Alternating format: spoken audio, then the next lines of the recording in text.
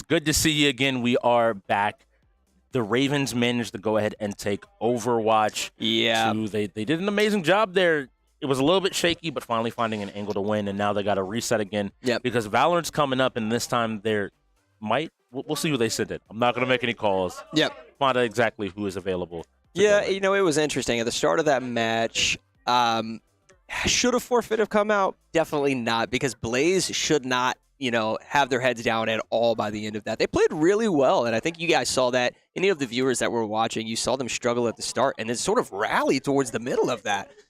So I loved seeing it. I love seeing it. There's a sense of confidence that is coming out of both of these teams, and the score being 3-5, sort of a reflection of that. The fact that we're now hour or so in, about an hour and 15 minutes. A couple games away.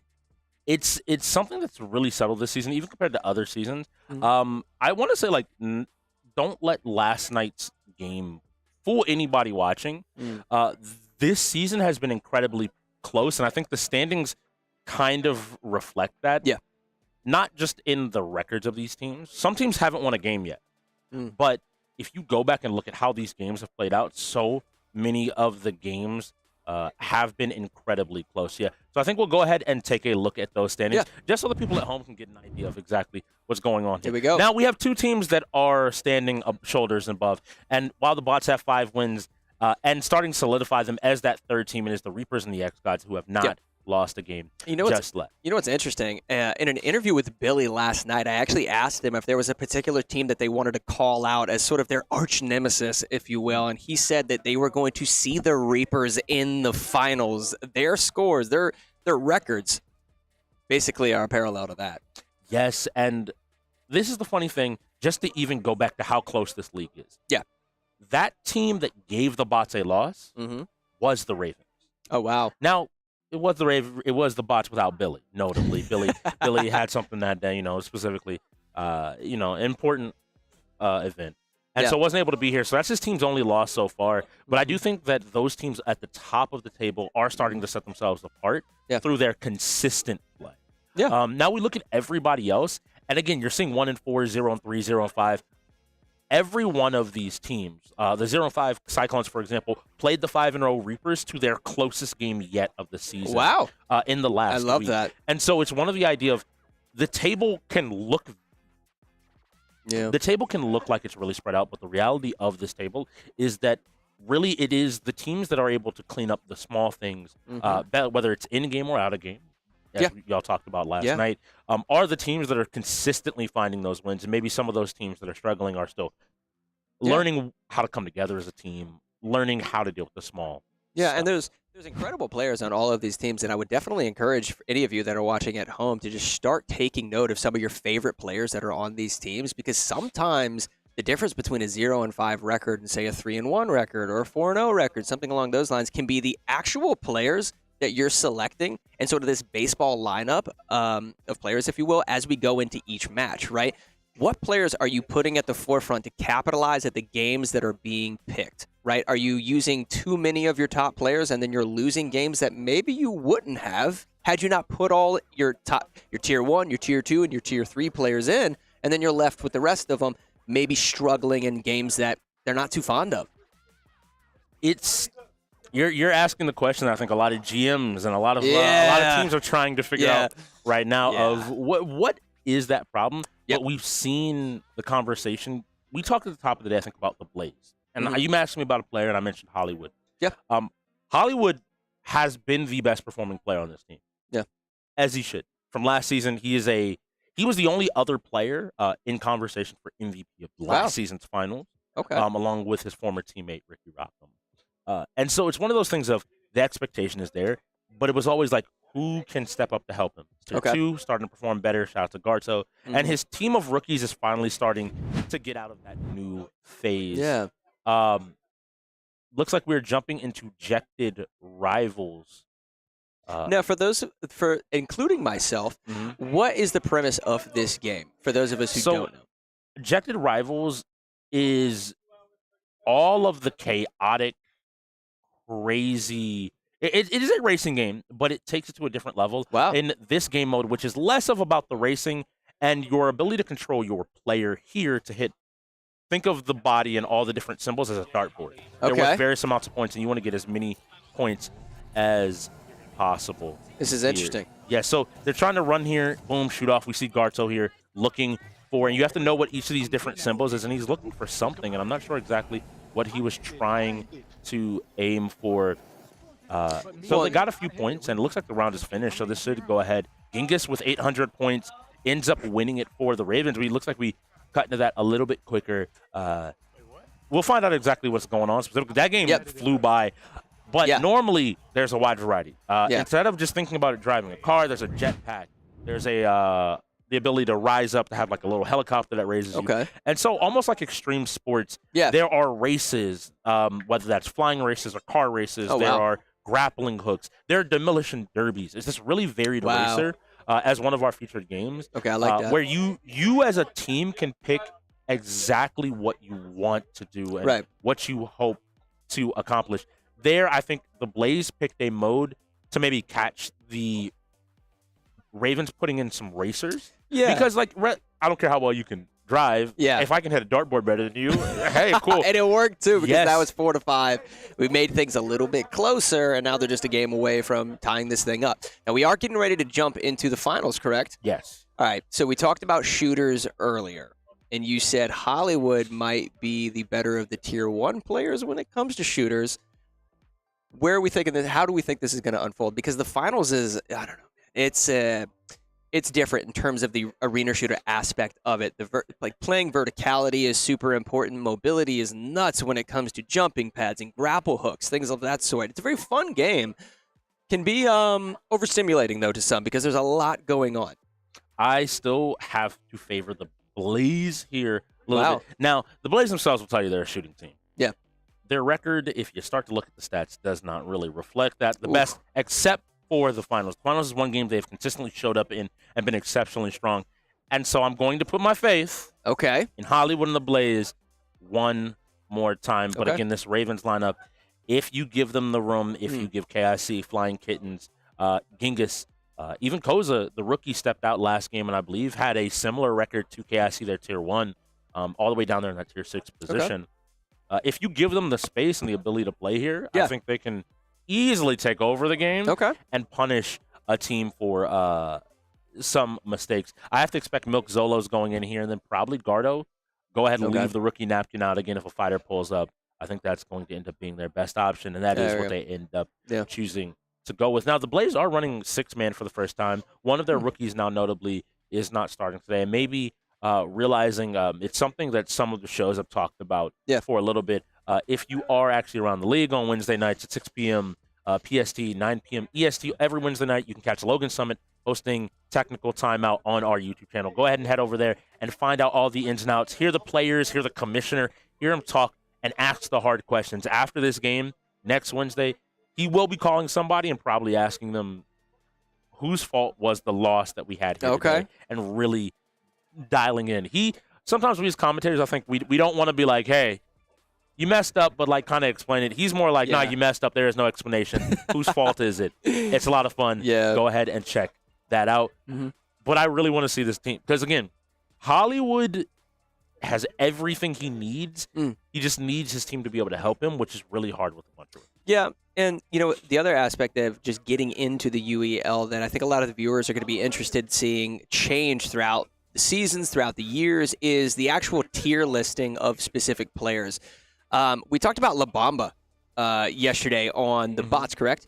Yes. On the bots, who at one point was a Tier 1 player, one point was a Tier 2 player, and then he dropped down. But then yesterday he played so exceptionally well, maybe he starts to see his tier listing change, right? That's going to determine, if he's getting selected for specific games. Finals is definitely going to throw things, a monkey wrench into this.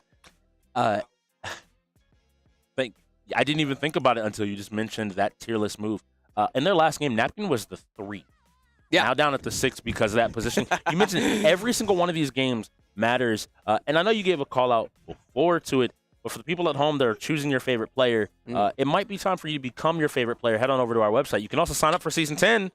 And we'll be talking about you maybe next season. Hey, hold on. You can show if maybe you look out and you saw like some of that Overwatch and be like, I can win that, no problem. Yeah. You see the finals and I can definitely cause some damage, then go ahead and pull up and go ahead and show up. We do have a timeout from the Ravens, by the way, at home. We are just going ahead and let it. Make sure, again, my goal is for every team in the league to use timeouts for strategic reasons over being forced into it.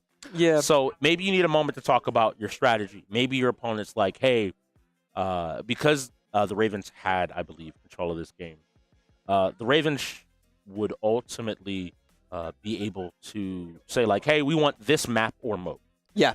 And maybe your opponent throws you for a loop. You're like, oh, they always play, I'm going to go to Siege because it's a little bit easier. They always play Oregon. Yeah. Every single day they play Oregon. And all of a sudden you get there and they're like, Skyscraper. And you're like, how do we practice? How do we play this map? Use a timeout. Playing. You know, it just takes playing, putting in the hours, man. See, you know, and that's hard to do because the library is 33 games. But that is why being a true in-gamer is so important. That's what differentiates all of the different tiers. So any of you that are watching at home, if you have games in your library, you don't want to just play one game. You enjoy multiple different games. You don't necessarily know how to showcase your talents in with regards to being so well-rounded in all of them. The UEL showcases that unlike anybody ever in esports. And that's why I love this league so much. It is the most fun. And in case you're on the fence, I'm add on to what you just said. In case you're on the fence, you see those two tier ones that we've been talking about, Hollywood, KIC. Win or lose, $2,500 a game is what they are paid. So if you got the skills, maybe you're going to pay your bills. Hey, bars. Yes. So go ahead and come out and be prepared. And both of those players, if you talk to them, will absolutely tell you that I can play everything. Even the games they're like, look, I don't like a few games, but I can play every single one of them. I can compete with anybody in the league in every single one of them, and that is the ultimate goal. And the finals is I feel like the finals is sort of a favorite. I don't know if it's necessarily a favorite within the arena, but I know it's one of those games it's spectacular to watch. Just because of the different strategies involved, but it's not just coming down to gunplay, right? Like, you basically have 3 different character types that you can choose within the finals, all of which have different health pools and different mobility in terms of their speed at which they're going out. Not just that, though, the abilities that they're using are completely different. So is there a meta within the finals that we've seen throughout the arena in terms of mediums, heavies, lights? There's been a good mix so far, but some teams are falling into 2 categories. Okay. Some teams like the heavy strategy, utilizing the extra health pool, a lot of the damage protecting abilities, even the destruction ability of having an RPG. We do have a technical timeout as well, so we'll be popping back into this game very shortly. But using those RPGs to maybe destroy the different buildings. While we have this technical timeout, though, we're going to go ahead and hear about the official PC sponsor of the UEL. If he loses this now, I don't even know. All right, calm down, TOG. You just lost to him. Calm down. Stay focused, bro. Stay focused. Going great on his trail. Right now, hunting down from the Bandits. Oh, and there. And that one goes in there, taking this one away. It's 5-2. The first half is really starting to go their way. Yes, it is. This runaway. All right, and we are back. So continuing on that line, teams like the tanks, they like to have that extra health pool, especially because we've seen a lot of power shift, the tug of war. Having the big body on point is super useful. Beyond that, some teams lend themselves to the smaller classes because of their utility. You'll see killers, like a lot of the strong shooter players, really lean on those light classes. Want to use mobility to win those gunfights. But the mediums, those turrets, the mines, the jump pads, that utility, every single team in the UEL, I feel like, has run at least 2 mediums. Really? Every single game. Okay. All right. Because I haven't seen one team that... I've seen teams try and be like, oh, yeah, we'll have one. And they're like, yeah, this isn't working. We might want to go ahead and have that. Well, one of the things I kind of want to see someone with a lot of aggression playing one of the light characters, but it's going to be interesting to see whether or not they utilize the grapple hook, whether or not they're utilizing... What would you call it? Is it a teleport? A dash. The dash, teleport, whatever you want to call it. But you're basically watching tons of mobility unfold on the screen. You've got SMGs, different abilities flying out. It's so hard to track those opponents, given the fact that there's going to be jump pads and stuff on the floor, too. So not only are you grapple hooking, flying around like Spider-Man, you're teleporting left and right. You're hitting jump pads. The fact that some of these players are going to be able to trace their opponents mid-air is what's going to probably impress you guys as the viewers and me as a commentator as we're watching all of these games. I have to hope for me. And the Blaze are who I'm hoping to do it. The Blaze, their name mentions it. They're flashy. They're full of fire. They, and you asked me at the top of the day, they are the team I expect to be making the highlight plays. It's not that the Ravens can't, and it's not the Ravens don't. But I think the ones that are going to go for it are going to be these Blaze players. In FC24, we have one sports game left on our wheel. And that's crazy. That'll be 2K. Yeah, in the first half. The fact that we've gone through so many. What is going on? Gone ahead and rolled. And you see how close this game is. So these teams are fairly evenly matched in these sports games. All right, so Skyway Stadium, importantly about this map, there's a few pits, we'll call them. You don't want to miss your jumps too bad because you might just end up falling to your death. Yeah, absolutely. Let's see what the composition is here on the screen. 3 mediums, a light, and a heavy. Okay, but we got that light. We got the light out here. And it is Flying Kittens. Funnily enough, you think about Fortnite, you think about competitive Fortnite, you think about people moving and constantly doing this crazy mobility and utilizing it to their best their abilities, and it has to be Flying Kittens. But we're back on the tier 1 for right now of KIC, looking at his settings. Do you ever see Sledgehammer ever being used? I know there are some people in the league that are big fans of like Winch Claw Sledgehammer. You're right. You just, especially with the lights, if you ever catch them, it's just a nice 1-2 to just immediately drop them down. And a few more players have dabbled in it. I know teams are trying. This is one of those games that I think you hit it on the head. Is a lot of fun, and teams want to go ahead and put some pressure out. Now, we are getting something different than yesterday. Yesterday, we played Power Shift, which was a tug of war. But the Ravens love terminal attack. This is a search and destroy style game mode. And so you see a Flying Kittens here on the light. Yeah, and Flying Kittens are our youngest competitor right now. But wise beyond his years. One of the things I would love to see him do right now is maintain vertical advantage.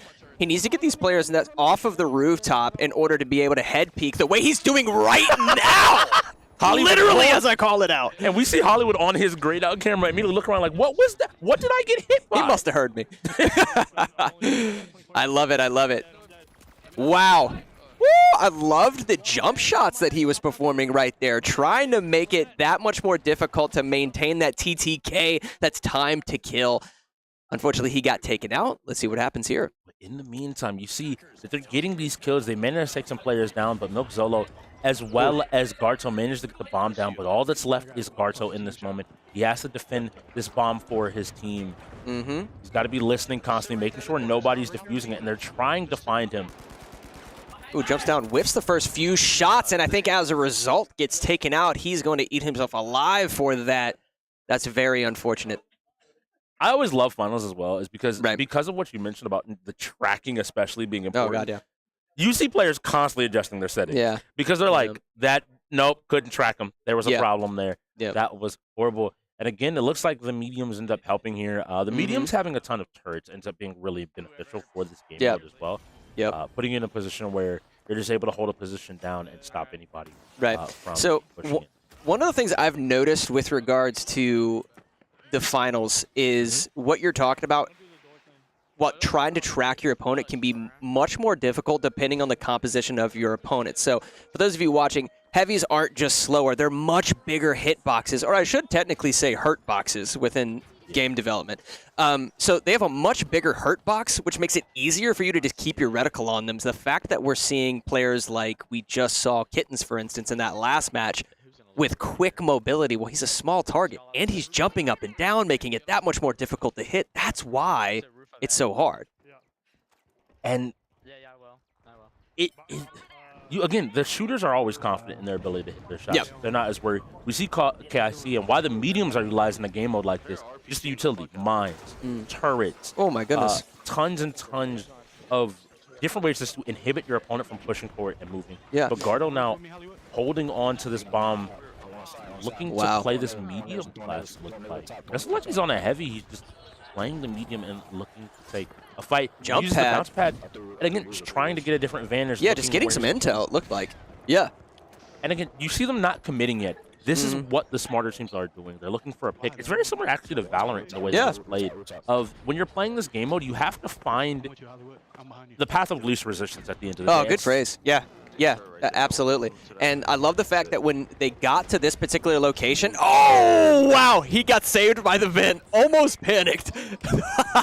You just talked about that before the game started. He's kind of a sitting duck right here. He needs to drop. Oh, it's so unfortunate. He should have dropped that much sooner in order to lay some pressure, some fire down on that doorway. I was just about to compliment the fact that they were actually dropping the device and then sort of clearing out the area. Solid pick right there. Now, who's that we're watching right here? We're watching KIC. KIC. That's another Ravens win. Yep. And again, he did something really small that in that moment when everything, when he killed Gardo, he immediately recalled his turret. Like, I don't need this on the point anymore. I need this for this point. And like you said, Gardo had a very quick decision to jump off the roof. Yeah. Like it. You got saved by the ventilation shaft. But ultimately put himself in a position where they knew where he was with the bomb. Yeah. And was not prepared for someone to be pushing from the building. Yeah. And it's going to be interesting to see them manage their sort of equipment economy, right? Throughout the rest of this match, you see him put this heavy putting up these shields. Now, this is going to be an LMG that absolutely dumps damage. The magazine for this thing is gigantic. And he's just more or less just going to be playing the objective here. And this is Genghis. We've seen him a couple of times. He's found his opportunity, setting up some goo. Okay, well, wasting some goo. Yeah. I was going to say, you settle out some goo, maybe creating another defensible point there. When we cut to Hollywood, and he's already below half health, trying to move around and to get away. Now, your health does regen in this game, so as long as you can sort of get away, I believe you can get that back. Is it different for Search and Destroy? Okay, no, it does come back. A little bit. You get a little bit. But all of the healing items are disabled. So these mediums don't have the healing beams to be able to get people back up. Gets one pick. Quicker. Trying to push the second. Is he going to get away? No. That's two. That's 3 players down for the side of the Ravens. This is the first solid push we've seen out of the Blaze. They just have to find the opportunity. But notice the key is down, and it doesn't look like they have easy access to it. Yeah. And he's going to be able to utilize his grapple hook here in order to maintain pressure throughout this. He's looking where his teammates have been taken down, and now he's trying to rotate potentially back behind him, maybe even picking up this device in order to get it in. It's not going to matter, just taking out a few turrets. One of the more underrated things about those turrets is it actually feeds the team intel, so the fact that he took that out is super important because you don't want them hearing that the fact that the turret is activating, which is a dead giveaway as to where you are. So that was good. But importantly, Genghis is starting to get his health back. He's gotten it back up. He was one hit. We heard the Blaze screaming, yelling, hoping that they would be able to do. What I want him to do is to pick up this diffuser and start to rotate maybe to that other point. Yeah. You only have 20 seconds, so you have to have a snap decision, and maybe looking for a fight is not going to be the benefit. Trying to gas him out doesn't find him. And now it comes down to, can Hollywood find the position? Go. Everything's sort of collapsing on top of him. Not enough. Whew! He was 2 or 3 shots. He had to be from winning that round for his team. Wow. All right, so it's 2-1. Let's see what happens.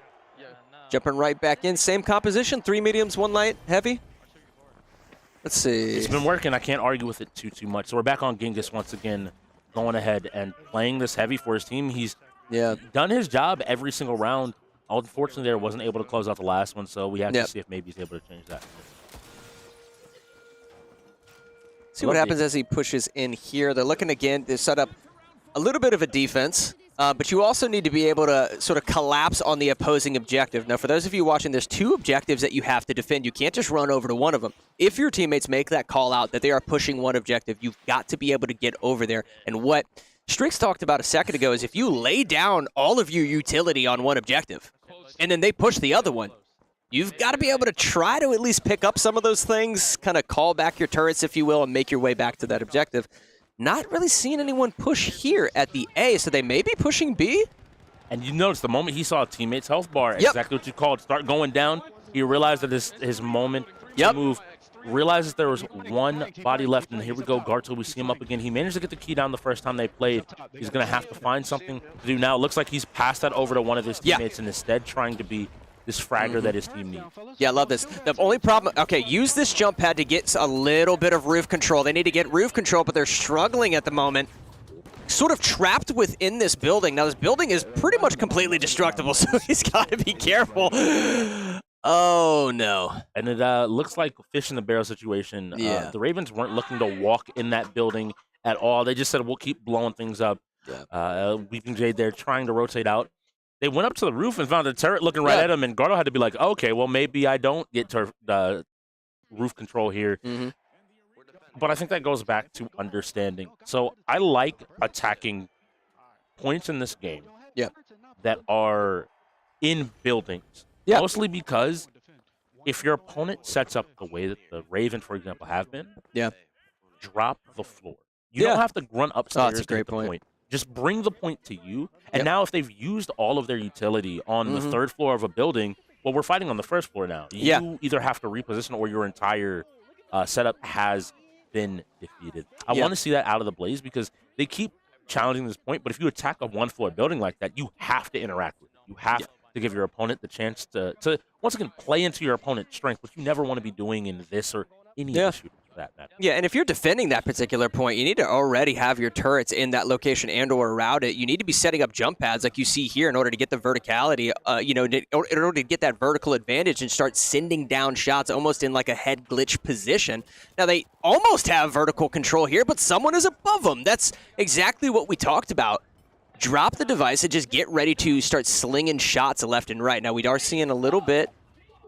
A nice job using the glitch trap to try to stop this interaction, but Gassy aware shoots it and ends up killing Garto and is now playing behind his turret. There's one more player that's almost dead. Hollywood's trying to move. He doesn't have the health for these fights. He has to be exceptionally careful. Come on, buddy. And now has to play a 1v4 situation. Yeah, this is not good. He doesn't have enough health in order to do this. I mean, he's on ground level. He's got everybody above him. Okay, he's got some of his health back. This is just going to be a matter of his mobility. That's the only thing that's going to play to his advantage. Now, he is getting the rooftop control, tracking him like we just talked about. Turrets everywhere. He's going down. He ran into a room. Wow. He's tracking every turret, and you can tell the look on his face. He went, turret, turret. He tried, though. Oh, there's the player. Yeah, I got to give again, they're going to step out here and try to make a play. Now, for people at home wondering how much health people do have, you can see every health bar has those orange blocks. Those orange blocks, when you lose them, you can't get them back. Yeah. You'll always recharge to a little bit, right? He went back up to 100 as a light, but 100 as in this game is not a whole lot. Not a whole lot. Now, I do have a question. Are any of these players playing controller? Are they all a few of them have been playing controller. In fact, looks like Hollywood is here. Okay. Now, fun fact, a lot of the Blaze players did not have PCs for a large portion of this part of the season. So they are a lot of console players that are now starting to transition. And it looks like they finally have a good call. I love that. That is the awareness of somebody that realizes we maybe have been playing too fast. I'm going to mark him, and I'm going to back off. Yeah, I do I will let y'all know that someone's here. Oh! Quickly gets the advantage, rolling up on him with a shotgun. Can you imagine the IQ out of him to shoot his grapple hook to close the distance and then go for another shotgun if he gets this double kill? Oh my gosh. So if you wondered what we're gonna see in Fortnite, that was a preview. That was a preview. That is the most the fact that as young as he is using his grappling hook not vertically. Horizontally to just constantly stay in the shotgun time and time again, shot after shot. Super impressive. You know, one of the reasons I asked if any of these players were playing on controller is because the way that the actual aim assist mechanic sort of works in this game, it's not necessarily based on strength versus aim assist follow. So it's not necessarily dragging your reticle onto the player, but once your reticle is on the player, it sort of sticks to it a little bit. That's what makes it a little bit more difficult in finals as opposed to other games like Call of Duty where it's actively pulling your reticle to the hurt box. That sort of separates finals, and it's a different feel, but players, like Kittens, seem to be doing well with it. Yeah, I think to your point, that changed how I look at controller in this game because it kind of still forces you to be able, I don't want to say aim, I don't think aim is the right word, to be able to track targets and to acquire them as quickly as possible. Yeah. Because once you're on them, you might have a better chance here. Now, we do see the Ravens. I made this call out before. He is in a 1v2 situation, and I made the call out before, but the Ravens, looking for that path of least resistance. Boy. Sorry, heart drop there. He looked so confident. But unfortunately, not making the decision with enough time, wasn't able to get over there. If he had gotten over there, I think you would have had a pretty safe plant. Yeah. But again, maybe just realizing that he wasn't able to. They're on match point. They just need to win a round. Yeah, keep it calm, stay collective, just secure the win.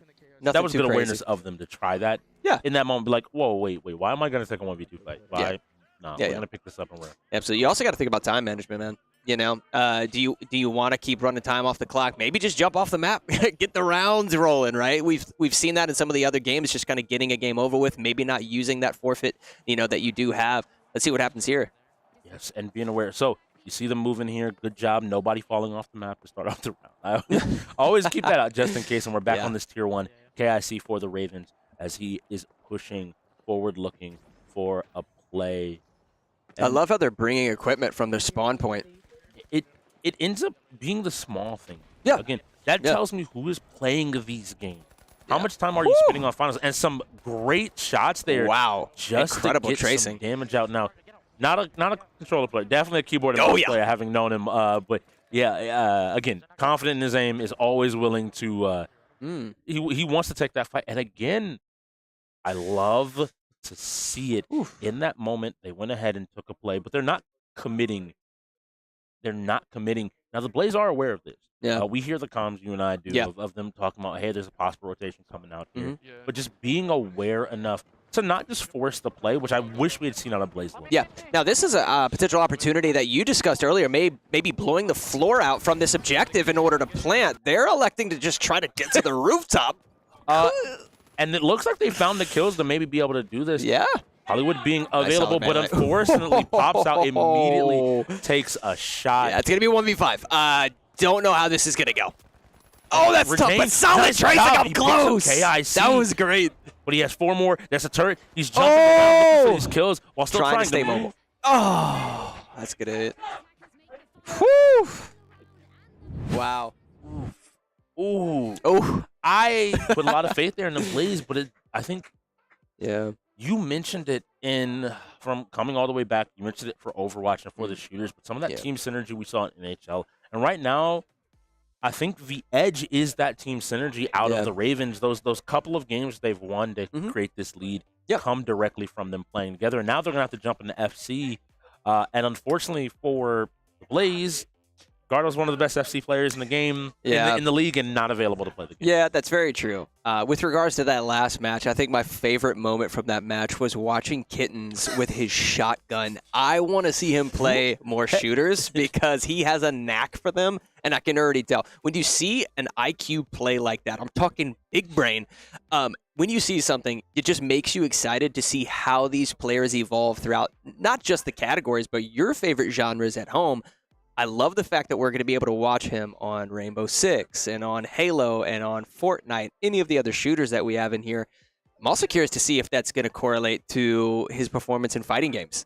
I can tell you that it does. I've known Flying Kittens now for a couple of seasons since coming into the league. And he is now at the point where I honestly consider him a fighting game player. Really? Yes. Wow. Before, he hadn't really played so many fighting games. He was starting to pick them up. I think coming to this Ravens team has accelerated the growth that was already happening. Yeah. And you understand this, right? We play 5 genres here, and there's a lot of people here that are indie gamers, but they aren't fully fleshed out yet. So you might play shooters, but are you a shooter? Yeah. Whereas Kittens has made that transition, especially with strong talent like I am Herb as well as KIC, to help propel him in the correct direction, how you approach fighting games. He has taken the step into being a fighting game player. Connoisseur, if you will. Yes. He, especially if Tekken pulls up. Really? Tekken is his best fighter. Okay, big body in Tekken. All right. I'm willing to commit to this. Sometimes I avoid saying stuff. The Blaze are calling a timeout. Sometimes I avoid saying things on commentary, but I will say it right here and right now. I'm willing to make and bet the money. The best Tekken team in the league are the Ravens because they have KIC, I Am Her, as well as Flying Kittens. They have the best singular Tekken lineup in the league. Okay. There are players that can individually challenge them, but the way we play fighting games here means that sometimes you don't have that normal time to adjust and adapt. You have to be able to handle tough player after tough player after tough player, and a single mistake can end up costing you. But I do want to give a shout-out to the Ravens and to Flying Kittens specifically because his growth in second has been amazing to I watch. love that. But FC, they got to lock back in for these sports games. And we talked about it in F1, and it really rings true in FC.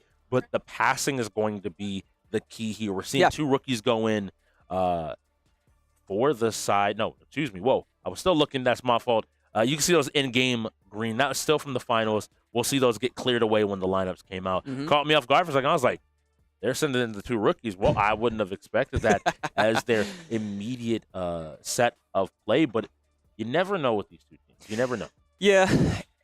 Communication is going to be key, and one of the things that we saw during that NHL game earlier that I think they definitely sort of recouped and improved upon, in particular on Overwatch 2, was just being caught out of position. There is nothing like being caught out of position in a sports game because it's right there, broad daylight, in your face, completely obvious. Getting ready to jump into a game like this, if you're caught out of position, you've just left your teammate stranded, and then something embarrassing might happen, and that's not good for anybody. And I'm gonna let you know, it's even worse than FC because unlike a game like NHL, there are only 3 players on the field. The goalie's included in that, and you can swap to the goalie. So you have to be aware. That if you're the person standing in front of the goal, if you're this back player here, you have to be aware because you can literally move and create an open net now. As opposed to something like NHL. You asked for it. It looks like Rainbow Six Siege. I'm so happy about that. Here we go. All right. See. Oh, wow. I see what you're saying. So we swapped to the goalie and then just sort of brought it out. You have to be careful about losing the ball at any single moment. So we have France and PSG, France being the side of the Blaze, PSG being the side of the Ravens. And the Ravens in white finding that first goal. So again, if you are rooting for these DC Ravens, a nice play off of the walls. Now, we can play with or without walls, and the Ravens, I know historically, have loved the walls because it allows for playmaking. You almost have an extra player to pass to and to play off of these rebounds. Oh, boy. Wow. Basically stole it from the goalie and did sort of a back dribble, if you will, to just knock it right into the net. Even if he would have missed, he had a teammate in position to sort of capitalize on that. I love the pressure that I'm seeing from the Blaze, indicative of their name. They're maintaining that heat on the field right now. Let's see. But the Ravens, they want to shut that down, but I don't think they're able to take flight just yet. But a foul leads it back to the Blaze. The Ravens almost scored their open at the time, and he doesn't rush it. You see him just walk it forward, find his moment. And if you're wondering who's in, so Vape and Koza, we have that sports game player, from the Ravens in Vape going in with the rookie, and on the other side, Rajane as well as Nab. Very patient right there on that. I love the fact that he stayed calm, stayed collective. That's going to be an easy point for the Ravens. Wow. And that's where the communication has to be. The moment you as the goalie are chasing something, you need to be telling somebody to rotate into that spot. Right. Whether or not they're traditionally that player, just get a body in front of that goal. Yeah. I like that. Okay, here we go. Let's see if the Blaze can maintain the same pressure that they sort of have on defense. Put that on offense. They don't. Ravens get the ball back, dribbling down the court right in front of them. That was disrespectful. In the front yard, broad daylight. That was great. I love it. I love the confidence. Yes, this is one of those games that I know that the Ravens do feel confident in playing. They get control of this game once again, and they have control. Another goal comes out as quickly as I start talking. A couple of quick passes. You notice how it ends up in a 1v2, and they just are finding that angle every single time. Yeah. They're making the player on goalie pick either left or right and immediately losing the moment they come in. Yeah, that's tough. That's really tough. The fact that they're doing it right in front of them has got to be frustrating, but they've got to keep their head, stay composed, get some dribbles. Now, one of the problems, Blaze's biggest problem in NHL was, I would say, is probably selfish play out of the players not passing and going for assists. I don't want to see that again in this. I'm going to be disappointed if I do. Well, the unfortunate thing I have to tell you, Mob, is one thing that's very simple. One more goal in this game ends in the favor of the Ravens. We played a 5 here. Okay, here we go. So if the Ravens find this goal here, you see them take a shot. Luckily, getting back out to the Blaze. Now the Blaze surge up. Can they find it? Are unable to, but they don't have the time like they maybe thought in NHL or some of these other sports games. They have to find that synergy now, find these passes. let go of that selfishness. Maybe I need to win. No, we need to win this game. Yeah, absolutely. Not an I anymore. Yeah. And I did notice that Vape right there, who I believe is playing on yellow, did an exceptional job at goalie, but that also is just great with his dribble skills. He's doing so well here. Vape is a sports player. He's confident in his sports, and don't let how college football went. You're not just going to easily be able to stop him. Now, importantly, you saw both players from the Blaze back at that half-field mark. If one of them had been on that other side, you can put the same pressure that the Ravens have been putting to you. But with 10 seconds left, they have to start scoring now. It will stop the clock. Here comes the aggression. And let's see, can they find a goal and they make it need a a goal one-point now. game? Oh! They're not able to do it, and you mentioned it. There it is. Vape and Koza finding their moment, and they do it with enough time to ensure they can get into Rainbow Six before the half. That shows you that awareness. These games, maybe the ability to play time isn't the same way, and we're starting to see a lead form. Yeah. We are starting to see a lead form, but I feel pretty confident in is Hollywood going to be available for Rainbow Six? Yes. Okay. The fact that Hollywood's available for Rainbow Six, this game isn't just a shooter, right? When people talk about shooters, they tend to clump all of them into one category. Well, it's different. Rainbow Six is sort of its own genre within shooting, right? Because you have arena shooters, you have mil sim, you have tactical shooters. This game is sort of categorized as a tactical shooter, but it's borderline strategy shooter, right? You have players that have incredible gun skills, right? They can land tons of headshots and what have you, but a good gunplay will be outperformed by solid strategy every day of the week in Rainbow Six Siege. It's all about holding angles. It's about team composition. It's about the setup of the objective, all sorts of tiny little things.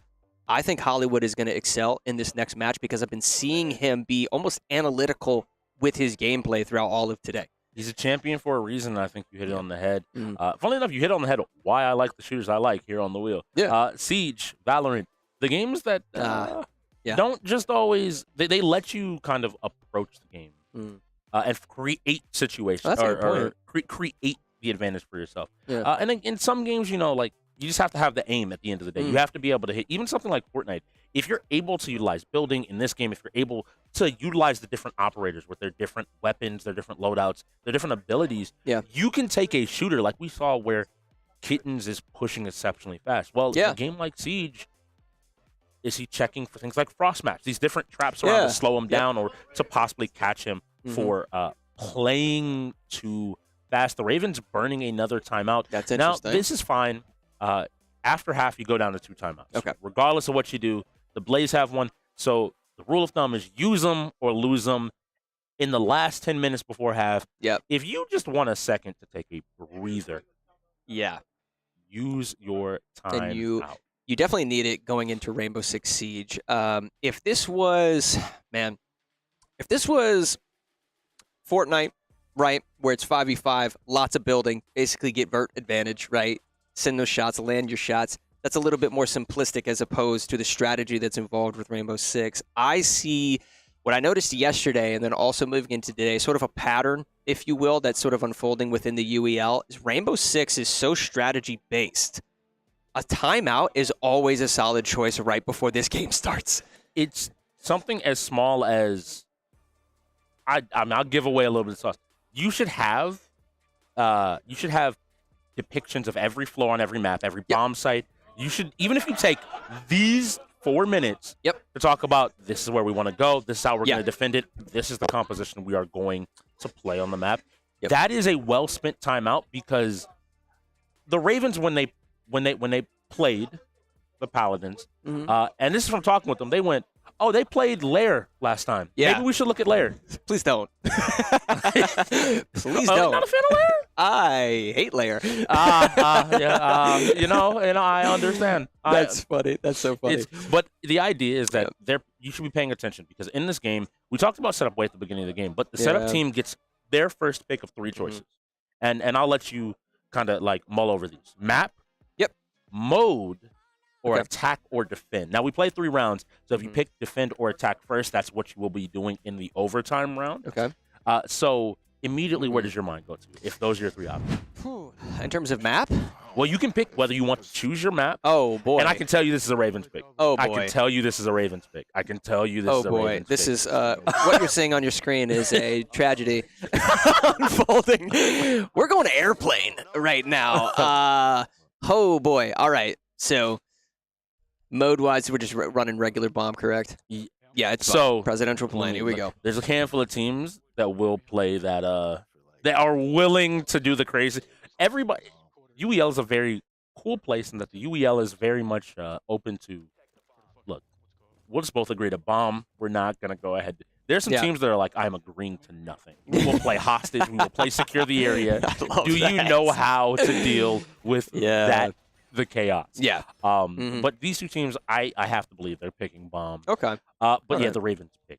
Okay. Plane. I can promise you the Ravens. Well, that's an interesting selection because if you're not used to how plane operates, you're going to get caught lacking very, very quickly. And the way that's essentially to do that, if you saw the plane sort of in that blueprint image of the map prior to jumping into this first-person perspective, you saw the plane from a left to right perspective. The nose of the plane was on the right. So let's just call that east. Let's call the tail of the plane west. There are two rotations, both up and down, into the, sort of the attic of the plane, if you will, and then into the cargo holds at the bottom of the plane on both the west side of the plane, the tail of it, and the east side, meaning the nose of the plane.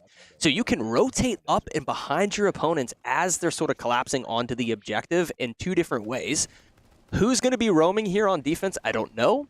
Yesterday, we didn't see a whole lot of roaming, but this is a map where capitalizing on a top fragger that's roaming on potentially like a Caveira or something like that could really be the difference maker throughout this game. I see them holding an angle here from this sort of spawn door. Be interesting if they do push into that point. If they do, they would have to have some type of ying and or maybe a riot shield to apply pressure into these tight corridors. One of the things I'm also seeing right here is Habana. We saw a lot of Habana yesterday. Not that bad of a choice because you can actually get angles into the hallway of the objectives using Habana without necessarily going down them because they don't have a lot of cover down these hallways. Let's see what else we have. I don't like the sniper selection as well. This player is essentially going to be out here until there's 30 seconds left, and no teammate enjoys that. I can tell you that from personal experience. We also have an Ash play, which is more or less for probably the gunplay of Ash. She has solid guns, as well as the utility of her grenade launcher can knock out any sort of barbed wire within these tight corridors. You're probably going to see a little bit of that. I would like to see potentially Dokkaebi be used with this Lion. The fact that the Lion's coming out all by himself, I'm not a big fan of. The utility of his weapons is difficult. It's also a relatively small map, so utilizing the Lion isn't as effective. That makes a lot of sense. We see Flight and Kits here now. He's used some of that verticality you talked about because they don't seem to have that roamer that you were looking for. Yeah. Oh! And he was waiting there. I love the patience there for Regine just to wait and sit and look and hope to take a fight. Herb here on the Habana, which you mentioned before. Looks like they finally managed to get through this door and to do some damage. Now, does he know how to go ahead and take down? He does. What I found interesting about that was I believe they had it hacked with the Brava. He didn't necessarily have to do that. Oh, Yeah, they had the laser gate hacked. I don't know if he knows at the moment, but he can run in there and sort of catch the opponent off guard. Solid angles. I love the peek. You see him shifting left to right as he sort of peeks that door, but he does get caught. Hollywood capitalized with a kill of his own. Wow.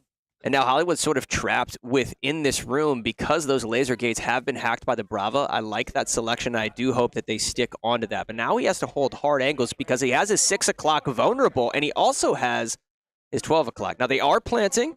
Plant has gotten off. And this is going to be difficult to defuse. Oh, I love that. I love the drop shot. Oh! He doesn't have a whole lot of room. They have to know where he is. Oh, Pulse wow. manages to find and take him out, and that should go ahead and be the first round going over. Some tactical crouching. Tactical crouching. He looks left. He looks right. I love the flex from Hollywood right now. That's interesting. Always going to have, again, a little bit of fun. Yeah. The Ravens, though, finding a good opportunity, pushing him off that angle, and maybe when he wasn't aware, managing to get that other sight down and get the bomb down. So, not the easiest round, but they still managed to close it out. I'm happy that the Blaze were able to find a victory there. Yeah. Who was on the Pulse? Because I liked the actual play from the Pulse to swap to his pistol and then maintain that pressure and rush inside the room. That was a great play by him, to be fair. To be honest, I was not sure. Some of the players on the game, we don't have gamers are unique in their names. We have the Green Ranger here running around. Maybe through some deductive reasoning. So we have the Goyo, Flying Clintons on the Oryx. We have I like the Frost. a Mute, and a Frost coming out. And I can tell you the Frost is I Am Herb. He was on that PC account from before, so everyone else kind of utilizing their own personal accounts. And that is what's interesting. So we see the Frost mats immediately going down. It looks like they've decided on the same point as their opponent. Now, one thing I thought was something that I was sort of looking forward to is the fact that Kittens just picked Oryx. We talked about those rotation routes that sort of exist, but on the east and west end of this plane. There's also hatches on east and west end of this plane that Oryx could utilize in order to flank his opponent. Now, if we do see him roam, this will be the first roamer that we've seen probably in 2 days of Rainbow Six Siege. So I actually really want to see that. If he holds down point right now, I am not a big fan. I don't know what weapon he's using in particular. He's going for a spawn peek. I wouldn't expect anything less from Kitten because he is an absolute sweat. That is hilarious. Now he's going for the spawn peek. He's probably going to start roaming. I don't know. The Frost, though, oh boy. So I was gonna say this to you, by the way. I was gonna just say this to you in like the simplest way. If you've played Rainbow Six and you know playing, there's one thing you have to be aware of. And the Ravens tried to do it last round, but it looks like the Blaze were far more successful after that run out of finding that person just standing unaware in front of a window, and a sniper just has a free field day if you're not. Yeah, and that's a little bit of the inexperience, I think, of just Kittens being very young. He was going for the spawn peak, almost just high-energy player, right? We've all done those toxic spawn peaks, and I think he likes playing into that. He sort of wears his emotions on his sleeve with being so young. That's probably why he was doing it. But when you get caught like that, man, I can tell you from personal experience, it's you instantaneously have a feeling towards that player like, come on, man, why did you have to go for that spawn peek? Is it worth it? Right? I think it just comes with experience. As he continues to play, as he continues to mature, he's going to find his opportunity. And don't get me wrong, spawn peeking is great if you can get that early peek. But on a map like Plane, there's going to be a sniper. You spawn essentially seeing the spawn peaks. I just didn't like that in particular on this map. You're talking Oregon or something like that, a lot of different barricades that you can sort of peek from, garage, what have you. That's a little bit more acceptable, but don't do it on Plane. It's also, your teammate was basically doing the same thing all for the first half of the last round. You got to be aware that that is a worry. But we have seen that the Blaze have made it onto the plane and have started to take some space. Now, the question here is, are they going to be able to find the ability to get the bomb down on the site? Now, we swapped over to I Am Herb. He's holding here as this Frost, shooting through this soft wall, trying to get some damage. Yeah, but the fact that he's actually not using the ACOG scope on this Frost submachine gun here is actually really interesting. One thing, solid kill right there.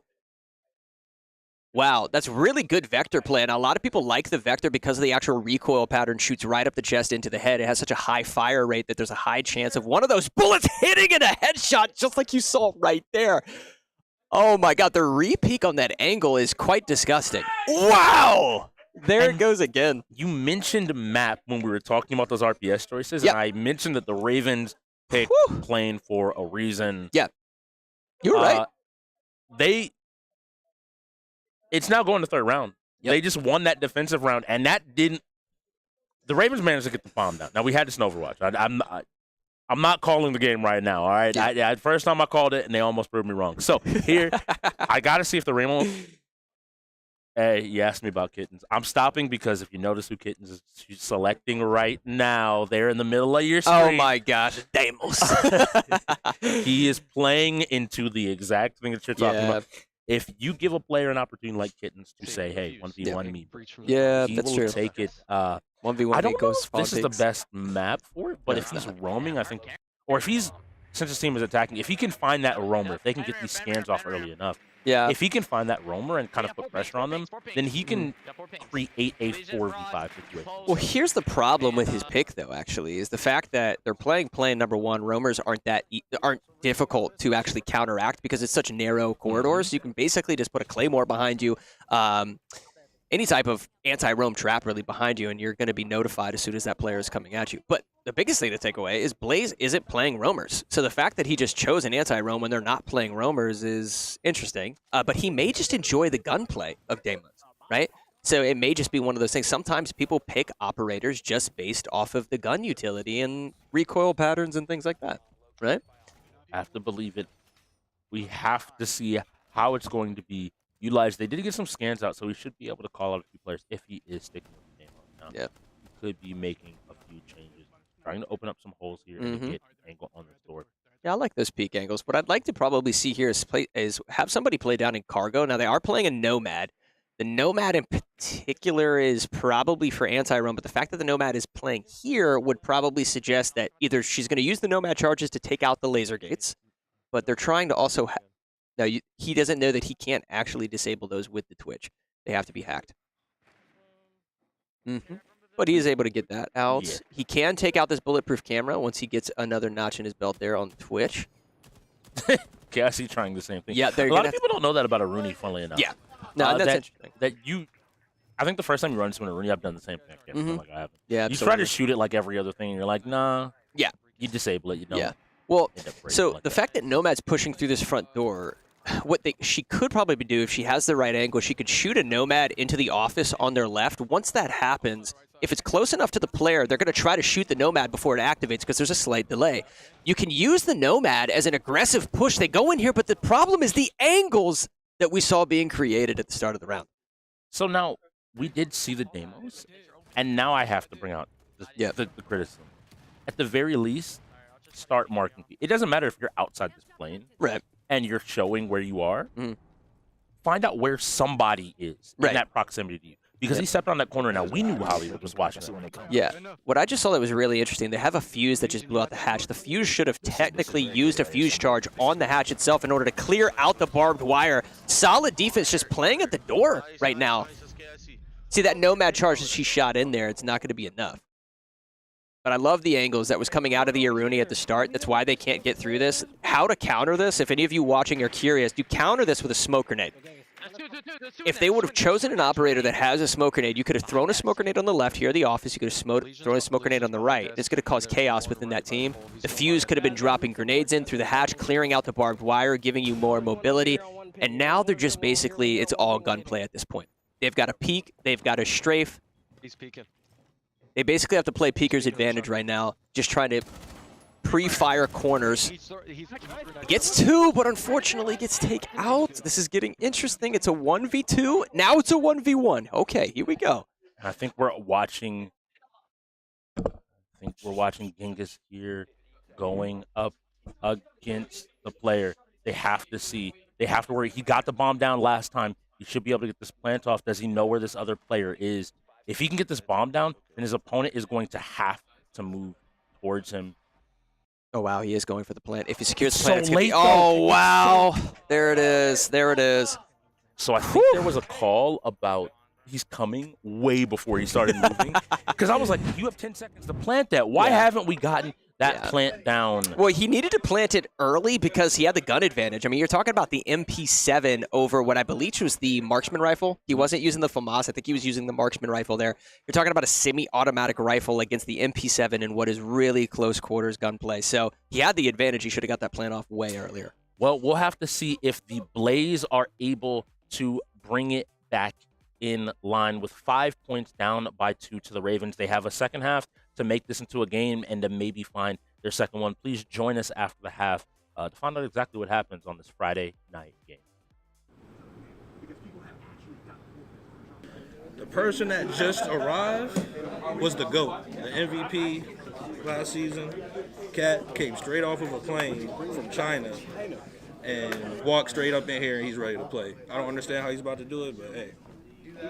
He's about to do it. I guess that's just what GOAT people do. Just got toasted in second, but we moving on to Lumina Rush. Ricky and Lance have assured me that they're nice at this, so we're about to find out firsthand. I haven't seen them play, so we're going to figure it out together. All right, tough loss. We're going to get back into it. Just need a little bit of more communication. That's all there is to it. We go get back into this game. It's only 1-0. All right, 3 people is lined up. You got 30 seconds. All right, you Is Cordy, are you playing? Yeah. All right. Wait, so who's picking? So, who's picking? Who's our host? We do. We want Matt. All right. So you get to choose who goes in for them. Do you want to go first? No, you just whoever you. You gotta be quick. All right. Gotta be quick. Kevin versus which three? Those three. I'll play against him. Yeah. All right. Let's go. Yeah, we got Matt. All right. Let's go. Which Matt? 1-2. Okay, 1-2. Level 1. Level 1. Second match. All right. You ready? Cordy, you ready? Yeah. We good. Steph, you ready? All right, start. Yo.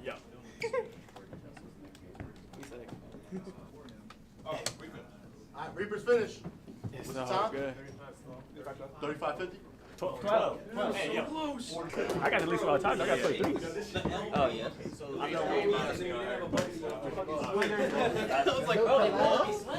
DVD. 4-minute timer's up. Just let my team do their thing. That's all done. I have complete faith in them. Right now we're down by 1. It's 1-2, but we'll give them early games. Nothing to worry about. We won though. Okay, Take that dub and go. So the main focus of the UEL is to find the best all-around gamers, to become an end gamer, so to speak. So your objective as a player is to be able to play every game that is on that list, every game that's on that wheel, versus other tournaments, other collegiate sports, esports, whatever, what have you. Their focus is 1 or 2 games. Their focus is, I'm going to be the best at Overwatch. I'm going to be the best at Street Fighter. I'm going to be the best at Mortal Kombat. So they'll play that one game nonstop. And maybe they'll get top 100, 500, whatever. But then they'll go to EVO, and we all joke about it all the time. Is like at EVO, their prize pool is like 40,000. I mean, maybe I'm making it up, but it's like 40,000 for all the winners, whatever. So first place might get 10,000. Versus you come here and you're a tier 1 player, you're gonna get paid to win or lose 2,500 again. Right. So Chris G, he's a former EVO champion, I want to say. He came in here and got smoked, but he's gonna come in here and still get paid 2,500. But it's funny because Chris G, former EVO champion, is getting paid the same as Bosi, dude nobody's ever heard of. We'll find a game that wants to be a part of our tournament, wants to be a part of something new, versus Overwatch and Valorant. They already control everything that they got. It's a monopoly for them, for the game developers right now. So this is a new concept to make it fair to the players, make it fair to the owners.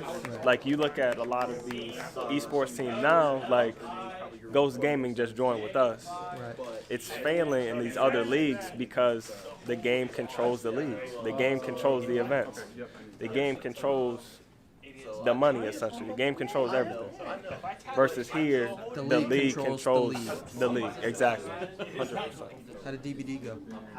It was easy, bro. I'm not gonna lie. I don't know. It picked a bad killer, though. That's really what it was. Who were the killers? It was, well, nobody likes just one killer, but it was Ghostface. And he's just, like, not that good because his whole ability is that he has to stalk you. But if you just look for him, he can't get his stalk up. Because if he stalks you, he can insta-down you. But we were just looking for where he was, and we got all the gens done. Kalui, I don't know what the heck. I just call him Clue at this point. Hey, call him just the weird one. Weird. And with your team here, he's the weird one? Okay, that's...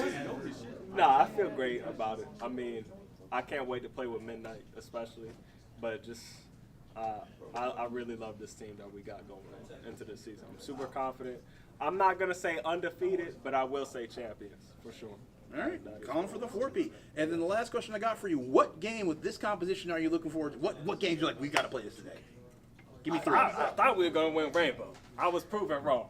So I don't know what the heck happened. I'm not good at Rainbow. Give me 3 games, Kat. What you want? 3 games? 3 games. I wanted to play MK. Got that. All right, so MK's out the way. I would like to see Overwatch. Great performance, though. I would like to see Overwatch. So Overwatch, all right. Fortnite. When Fortnite rolls, I'm standing up. I'm going crazy. All right? I'm cheering Cordy on like crazy. I'm putting that dude on a pedestal. All right, so you heard it. MK, Overwatch, and Fortnite. They already got MK out of the way with a strong performance. Yes, sir. But we can get back into Halo. Kat, thank you for your time, sir. And good luck with the rest of the game. All right. This is my first time with everybody in person. Very grateful that everybody joined this team, whether you were drafted or, I mean, all y'all free agents. So everybody chose to be here. So I'm super grateful for that fact. Super grateful. You all believe in the fact that we can get that 4th championship, right? I know I do. The rest of the league don't believe it, bro. I know y'all been hearing it already about how, you know, we lost Hollywood and we got no fighters. And it's just not possible this season, bro. They said the same thing every season I've been in this league. Every season, me and Ricky been on this team together. They said the same exact thing. But it reminds me of our first season. Like this season reminds me a lot of our first season. When we first played Karma, I told everybody, like, We got Lance. no, Lance, I'm talking about, yeah. When we first played Karma, I told everybody the same thing. I'm gonna tell y'all now. This league does not believe in this team. It's a fact. Ask anybody in this league, they're gonna tell you all the reasons why we're gonna lose. I already named them out for you, bro. Cutters is old. We got no fire. No, but on a real note, the biggest thing I can say right here today that's going to win us this championship, do not listen to the losers. Might sound fucked up, but it's a fact. Do not listen to the losers of the league, bro. They're gonna tell you why the rules suck. They're gonna tell you why they're better than you at every single game. They're gonna tell you why that coaching decision wasn't the right decision. All of those things, bro. Come on, MJ. Do not listen to the losers of this league, bro. That's the biggest advice I can give. But look, we've been doing great in this half. Let's keep it up. We're gonna go out there. We're gonna smoke their boots. Cordy's gonna go ahead and win some checkmate showdown. He's gonna go out there and win it by himself. Nobody even got to touch the controller. So, but no, let's get into it. Cordy, take us out real quick, bro. What do you want me to say? You tell me. Reapers on 3. Oh, no. Yeah. Just a breakdown. Reapers on 3. Nah, bro. Come on. Come on with that little white girl. We need your battle. Reapers on 3. Come on, clap it up. That little 13-year-old white girl stuff, bro. Come on. Bring it up. Reapers on 3. Where's the energy, bro? Reapers on 3. No. With your chest. We're not leaving until you give us something, bro. We're not leaving until you give it. All right. Reapers on 3. Go, Cordy. Give us some energy. What's the energy that we should have? Hey, bro. I ain't gonna lie. I'm tired of this bitch. I'm tired too. Bring us some energy. Yeah, Cordy. I need that energy with Cordy. Don't be shy. Come I don't got energy. I need that energy Come on, bro. like you gonna have on Sunday when we ball. Hey, Cordy. Fortnite just rolled. Cordy, come on, Cordy. Come on. Reapers on 3. We'll take it. We're gonna work on that. Take us out, bro. Count us down, bro. 1, 2, 3. Reapers. Oh my God. Are you running it back? He wants Hey, to run run it it back. back. Come on. Do better. Come on, Cordy. Come on, Cordy. They gotta be able to, Cordy, I need your they energy. gotta be able to hear us in the other room and be like, oh, shit. Yeah. That's the point, bro. Come on, Cordy. Hey, bro. Fortnite just rolled, bro. Come on. Hey, bro. Who are we? Reapers! Who are we? Reapers! Hey, Reapers on 3. Let's go. 1, 2. Welcome to Gracie University, and thank you for checking out our certified Gracie Jiu-Jitsu Training Center in Fredericksburg, Virginia. Whether you're training here at headquarters or at any other certified training center around the world, there are 3 things you can expect when learning Jiu-Jitsu the Gracie way. Number 1, structure. Gracie Jiu-Jitsu is for everyone, but only if taught correctly. Way too many schools have this one-size-fits-all approach. The problem with this is you have people with all different needs being taught Jiu-Jitsu the same way. So what we've done is spent a ridiculous amount of time creating specific programs for each and every demographic. And the benefit of this is that each person is going to get from Jiu-Jitsu what they need from Jiu-Jitsu. Gracie bully-proof, non-violent self-defense, confidence, and character development for kids ages 5 to 12. Women empowered, 20 essential self-defense techniques for ladies of all ages. Gracie Combatives, 36 techniques, no knowledge to street ready in the least amount of time possible. The Master Cycle, from blue belt to black belt and beyond. And in a structured fashion, you guys, to minimize frustration, maximize retention is what it's all about. Now, every single student will get an attendance card. With this card, we will track their progress. Critical. They know what they've learned. They know what they need to learn to move to the next phase. Students love this. Number 2, safety. Number 1 priority. Even though it's number 2, it's the number 1 priority. Why? If you come to class and you get injured and you can't go to work tomorrow, we're not doing our job. Often what happens is somebody who has very little experience is in a class with people who have a lot of experience. You end up becoming somewhat of a grappling dummy. So what have we done? Taken the opposite approach. So the way it works is in our beginner programs, the basics. You're gonna learn fundamentals. You're gonna learn how to protect your body, protect your partner, and protect your face, and defend yourself. Ultimately, beginner programs, entry level, are for the basic techniques, no competitive sparring, because you're not ready to do that without injuring yourself or someone else. And we will get you ready. And once you're ready, then you will transition to the Master Cycle, and the cooperative, work together, help each other environment will also follow you for the rest of your journey. So even in the Master Cycle, when it's sparring amongst, training partners who are trying to defeat one another, the collaboration energy is very strong. You're working with each other, not against each other. Of course. Number 3, street readiness. Now, Jiu-Jitsu exists as both a self-defense system in the highest regard and a recreational sport. And unfortunately, most schools dedicate all their training time to the sportive aspect of the art. What does that mean? That means that somebody could be training for 2, 3, 4 years. More, 10. Forever, and never talk about what might happen in a real fight. And this is very unfortunate, you guys, because Jiu-Jitsu is an amazing self-defense system. So what we've realized is the first thing you learn is the hardest to forget. Yes. So all of our entry-level programs are 100% committed to the techniques you're gonna need out in the parking lot tonight, tomorrow morning. Whatever goes down, you're gonna be ready, but that's because the emphasis is 100% self-defense. And once you own this self-defense mindset and this way of survival, then you can take that mindset with you and apply it to the Master Cycle. Where you might be rolling more sportively, Jiu-Jitsu versus Jiu-Jitsu. But it's still a self-defense mindset being applied in a sportive practice of Jiu-Jitsu. Or to any other area of your life. Too deep, you guys. Now, there are 2 other benefits that only exist at certified training centers. Number 1, online access to your curriculum of study for free with your membership. And number 2, free satellite training privileges at any CTC around the world. Why would you want online training? It's so you can watch a lesson. When you go home, you forgot a detail, you can't fall asleep at night, you can go on, you can watch the lesson and then sleep easy. Or you want to come to class the next day, but you don't know the lesson, you haven't learned it yet. Or you want to prepare, right? You show up already speaking the language because you watched the lesson. And we found that students who watch their online lessons during the week, in addition to coming to class, grow at twice the rate of progress than students who just come to class. It's all about time and energy. There you go. So online access and satellite training privileges, which means you can schedule the rest of your life's vacations or business trips around certified training centers, because nothing worse than going on a vacation and not being able to keep up on your jiu-jitsu. Nothing worse than that. And when you do a class, wherever you're vacationing, when you do a class there, what do? You do class number 7, you remember, you take note, and you bring that back and you put it on your card, your attendance card at your school. So any classes done remotely count on your attendance card back home, because the curriculum is identical for all the beginner programs at CTCs around the world.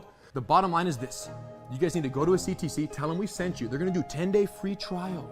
What's the benefit of that? Well, if it's not everything that you've ever wanted when it comes to jiu-jitsu, then you say, you know what? It's not for me. But if it is everything you've ever dreamt of and more, enjoy. We'll see you on the mat.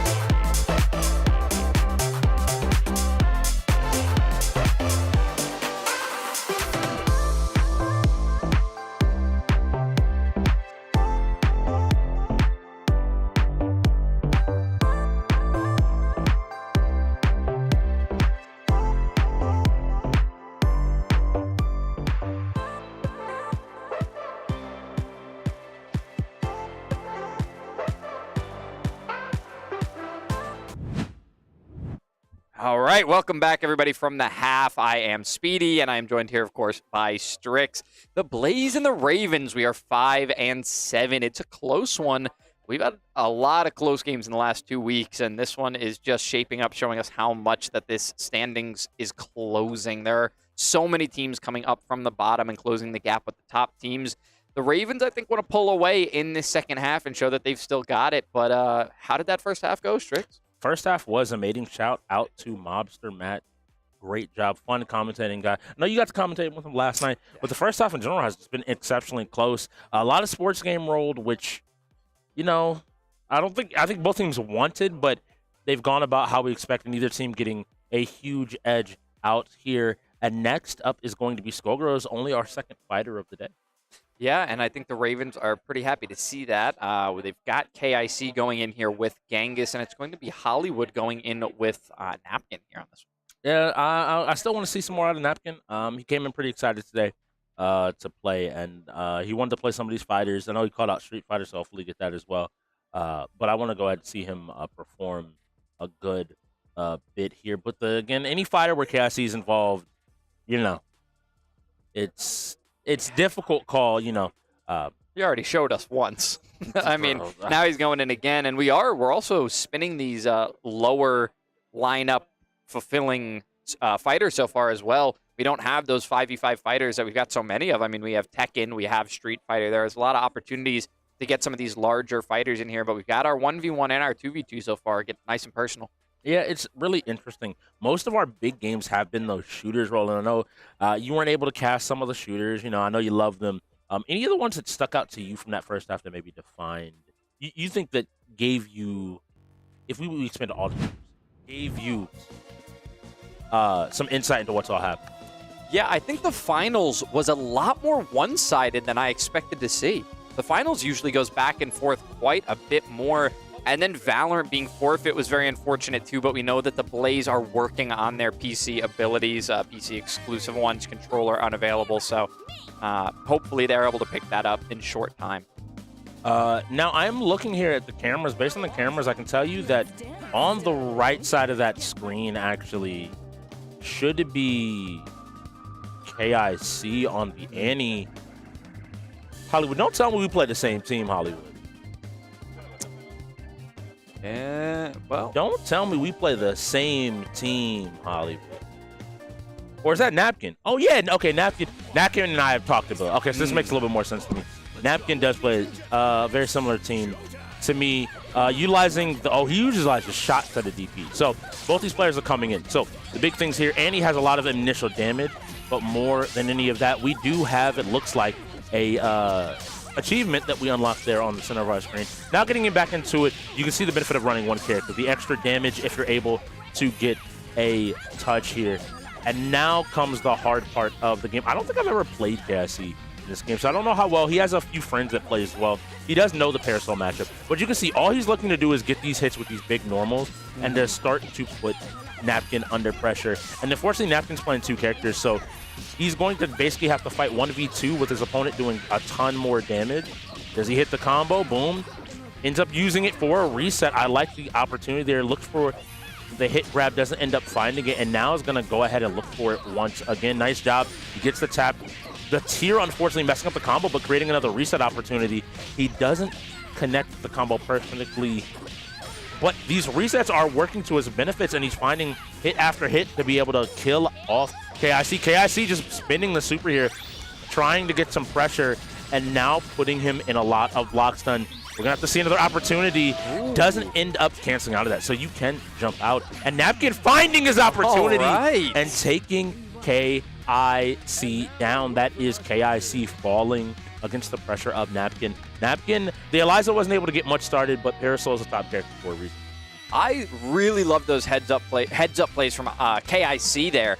When the switch-in came through, it showed how much he understands the mechanics of the game and the timing. When he's throwing out his long-range attacks while the other character, that Parasol, is coming in, he knew exactly when she was going to be in and when he could connect. And then on the other hand, I love that Napkin was ready for it, blocking immediately as soon as he came in, ready to dodge, get himself out of the way of that attack. So both of these players really, really intelligent gameplay, and I love that it came down to the end.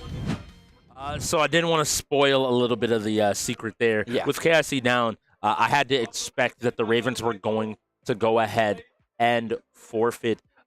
Just not in a situation, KIC, I don't know how many other people have really tapped into the game. And Napkin showing, again, that he does have that strong footing as a fighter, going ahead and taking out KIC and putting on kind of a show. I was worried there off the initial character, but after that fact, once he got into the napalm shot and started to get in with the parasol, you saw the game plan just all come out, flow. A couple of combos did a good job of turning them into resets and continuing to put out a ton of damage. Great job, but we now have to jump immediately into another fighter. And this was the game that sealed the deal against the Paladins, was this Mortal Kombat 1. So I have to believe that Herb is going in to go ahead and maybe put on another show. And I don't know who the Mortal Kombat players on this team are. They could just put Weeping Jade, and if Napkin is a Mortal Kombat player, put him right back in.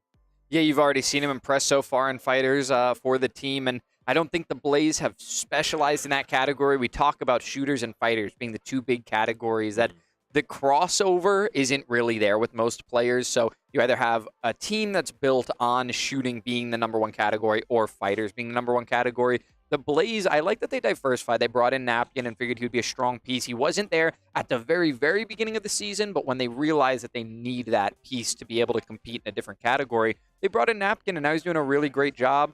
Took a fighting win off of KIC there on the side of the Ravens. So keeping this one really close by competing in categories you don't expect to see out of them. Yeah, I think that's going to be the most interesting thing as this Blaze team continues to develop.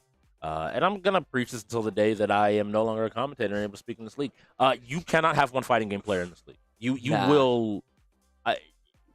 You have to find legitimately generational talent that can play every single fighting game. And even then, if your name isn't already up there with the likes of NY Chris G, we've seen him lose fighters here in the league as well. So you have to, if you're not bringing that level of player, and you don't want them to be a detriment in any other category, you have to have multiple fighters here on your team just to give yourself a good depth chart. I'm happy to see the rookie starting to step up a little bit, but we will see if he's able to do the same thing in Mortal Kombat. Yeah, and in fighting games in general, Mortal Kombat used to be the outside fighter, the weird one that had mechanics that were so much different. Now we see all these anime fighters that have so many different abilities for you to use, so many different specials, different ways to activate them. So there are way weirder fighting games now. But MK is still one of those ones that the Street Fighter and Tekken players, one who play the standard fighter games, they don't always cross over into the Mortal Kombat category. So we've been able to see some players who are shooters or sports game players, they actually have experience on Mortal Kombat before they came into the league because that was their fighter of choice. It's between friends, or it's because it's the less competitive, some people would say, although there are some world champion fighters out there. Don't tell Mortal Kombat players. Oh, well, there's one player that definitely put legitimacy into that game by winning a world championship in it. So whether you want to consider that legitimacy or illegitimacy, since he was just able to come in and take the championship, it doesn't... Either way, it is definitely up there. It shows itself in the biggest fighting game tournaments of the year, and we've got it here in the UEL as well, right next to the likes of Street Fighter, Tekken, and all these other top fighters. Yeah, so I want to go ahead and see. So I want to see how much more confident they have after winning a game off the back of this game. I have to believe the Ravens are willing to go ahead and play this game and willing to fight in. But again, my eyes are still going to have to be on the rookies now to see which one of them is able to come in and maybe deal some damage. Funnily enough, Mortal Kombat is the fighter I expect most non-fighters to be the most adept at. Yeah. Versus it being one of the lesser known, lesser popular fighting games here in the league. But we have 10 seconds left on this timeout. Setup timer. I hope a team doesn't lose a timeout by not managing to fulfill this requirement. So we have to see here what is on the table that timeout runs out. And I think we're going to get a button check, and we might be going ahead and moving in. Yeah. So what games do you want to see for the second half? I just want to ask. For the second half, oh, man. Well, a lot of those shooters already went by, so I'd love to see the likes of Halo or Apex, honestly.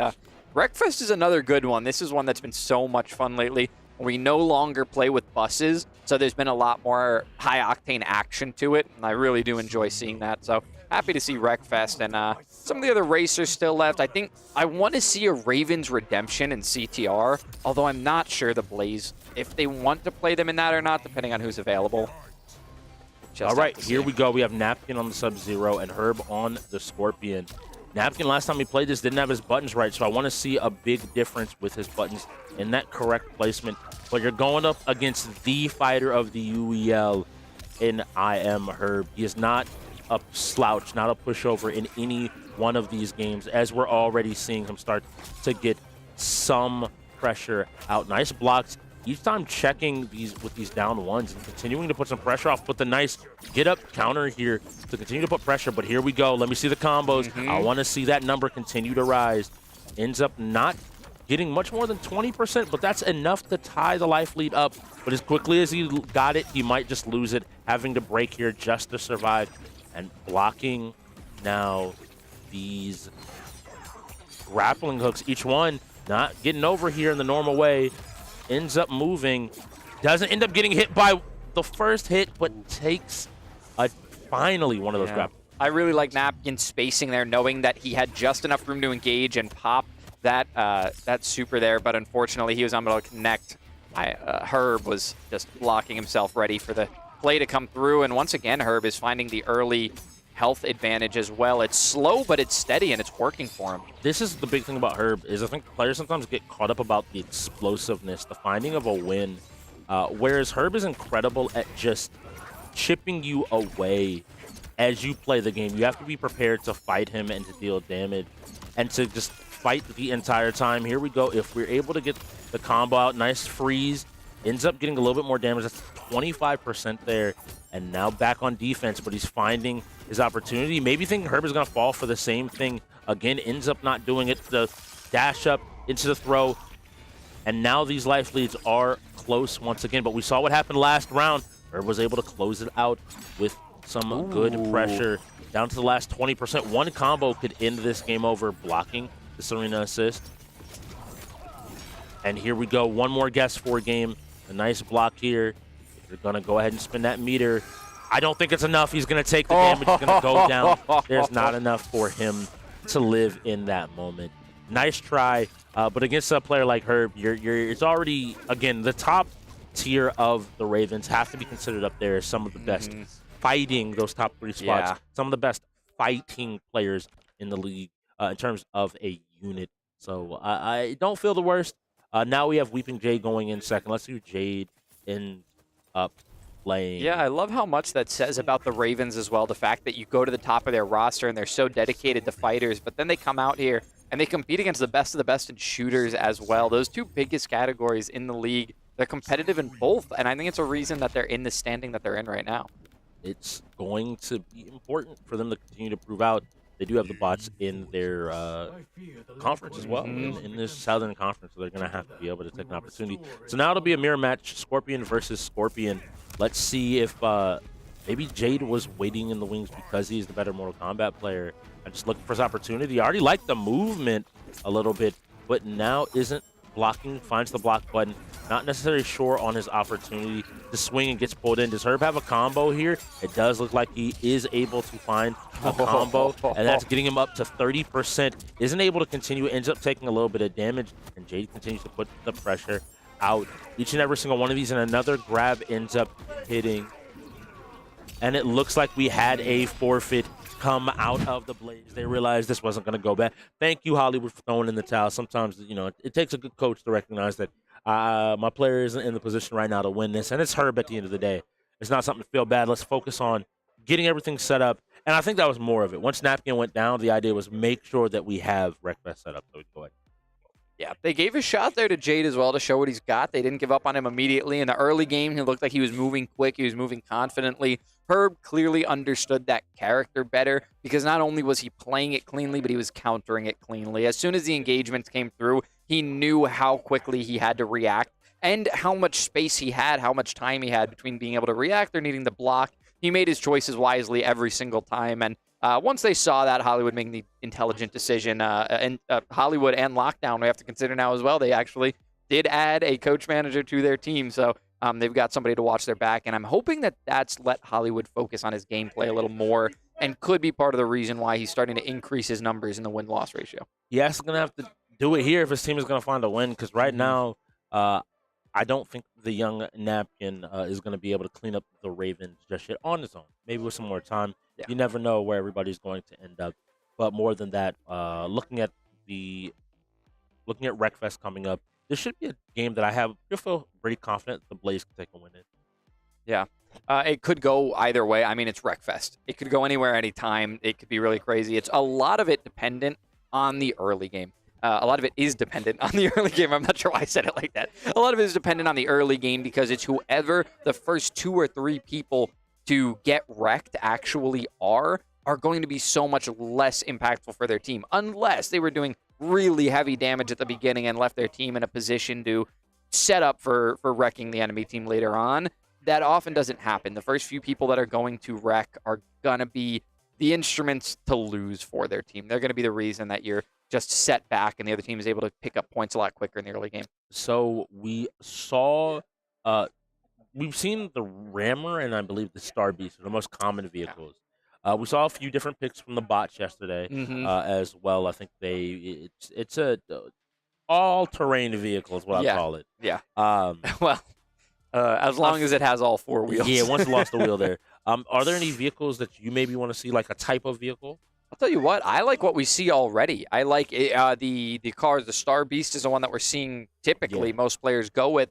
I really, really like that pick. I like the fact that because so many people pick it, it evens out the wrecking and the racing part of the game. They are as strong as each other. All of the vehicles have the same amount of strength when you see 10 of them at the same time, and they move quickly. So you're seeing them race and try to wreck at the same time. There's a good chance if they get a good angle, they can wreck out one of the other players in the late game. I really like that excitement.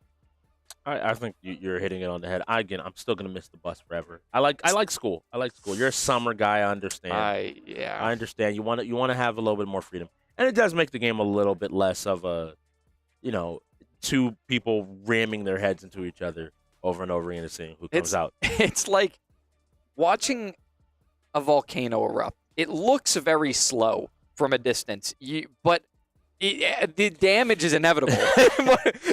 They're coming head to head, going to crash into each other, and you have to sit and wait and see which one of them is going to do more damage as the distance slowly closes between them. So it really is. It may be a little bit stress-inducing. Maybe that's why I didn't like it. That makes a ton of sense. It's even funnier when there's a singular car. Yes. Like the one person's like, I'm fine. And they're like, oh, yeah, they look fine. And they clipped once, and it's like, oh, no, don't do that. Please don't do that. So we have to see what maybe the Blaze and these rookies have cooked up Hollywood over there on that side. Or maybe that calm, cool, consistent game. The Ravens aren't the best Wreckfest team, so I think this is very winnable for the Blaze. Definitely. It can always go either way, but we see this be one of those team game kryptonites for the Ravens, one of the ones that no matter how much synergy they have as a team, there's just something about the game that they can't lock down, and teams can just take it off of them. And we're going to be going into another racer right after this, Need for Speed. And the Blaze are blue, funnily enough. We saw this vehicle that Weeping Jade is playing on the side of the bots yesterday. Here we go. The drift comes out. They're making their move. So Jade actually on the car. I believe it's one of his teammates there on that truck, or it may actually vape on the other side. But we're going to see them go up the loop now. This might be a little bit trickier for some of those larger vehicles. Somebody brake like in the middle of the loop. Kittens with a 360 lands on his wheels and is able to continue racing. Very nice. It's not just movement in shooters. It's movements across the board. Looking to go ahead, deal a ton of damage. But right now, he's surrounded by Blaze players. I don't know what he's going to be able to do, but Genghis is out in front with no problem.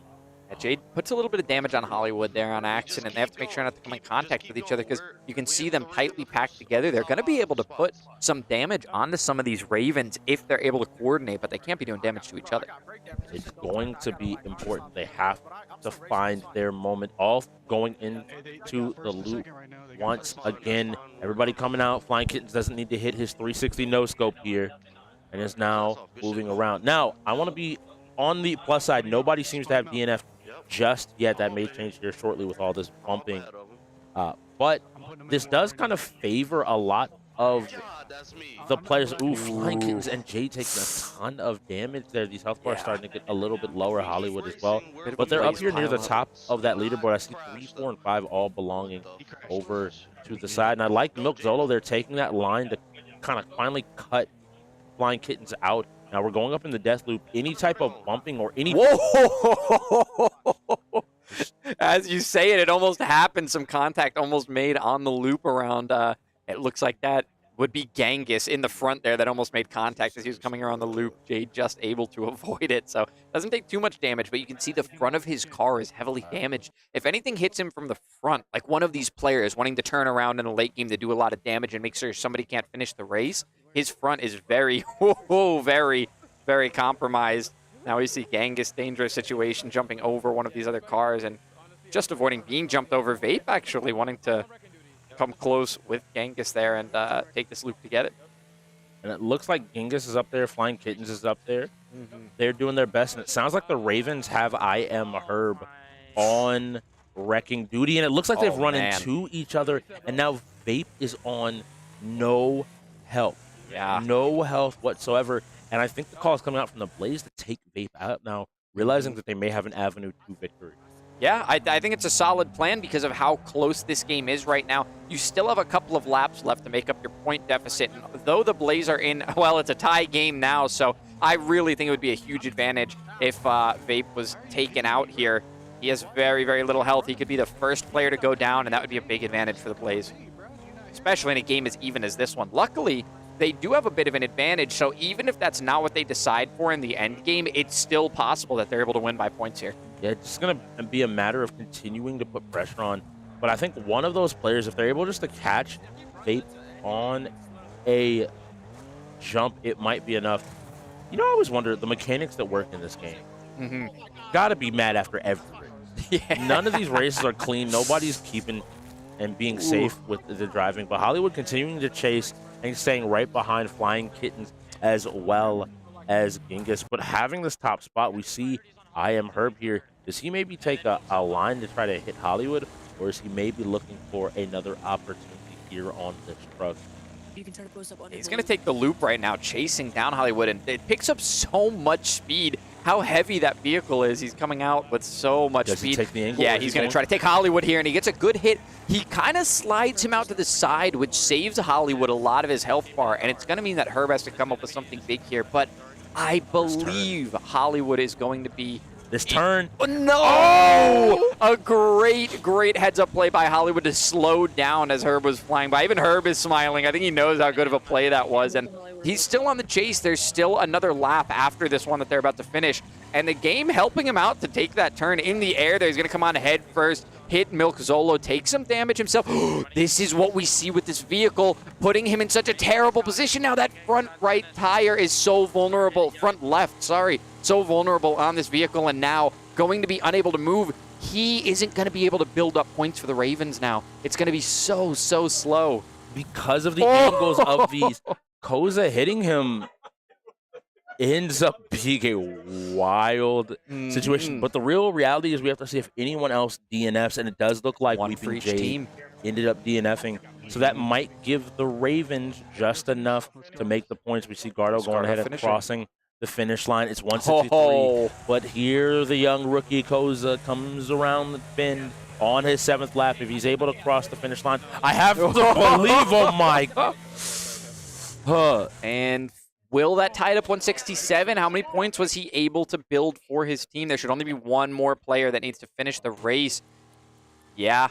Able to finish the race? If he's unable to finish the race, the Blaze will win this game by 1 point. Herb has to get him some... No! He's unable to finish. It resets him. And that will be... It does say he positions himself in 8th, so it adds 2 laps. The Blaze win by 2 points. By 2 points. It gave them just 1 more because Herb was unable to finish the race. And it was that contact that he got so eager to make with Zolo and Hollywood that got him there. He finished in last, and because he was unable to finish the race, they didn't win. Can you imagine if he just wouldn't have made contact at all? The call from the floor was, Herb's a bot. He's a Raven, in fact. I think he's a Raven.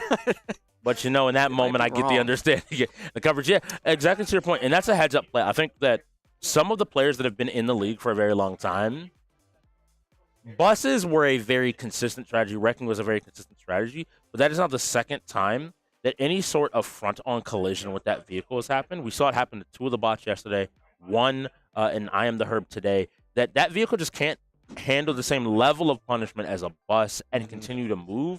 And if you take yourself out of a race, then your hope is that you're taking at least one other player out with you. Yeah, that vehicle, clearly the wheels are going to be much more, the axles especially, going to be much more vulnerable. It's jacked up a lot higher, so when it takes damage from those cars in particular, if it came head-to-head with a vehicle of its own size and height, it would be going head-to-head and the grills would be connecting and taking damage. However, when it comes in contact with those cars, they slide underneath and put damage on those axles. So I understand wanting to have the wrecking ability on your team, but you have to be really careful with it.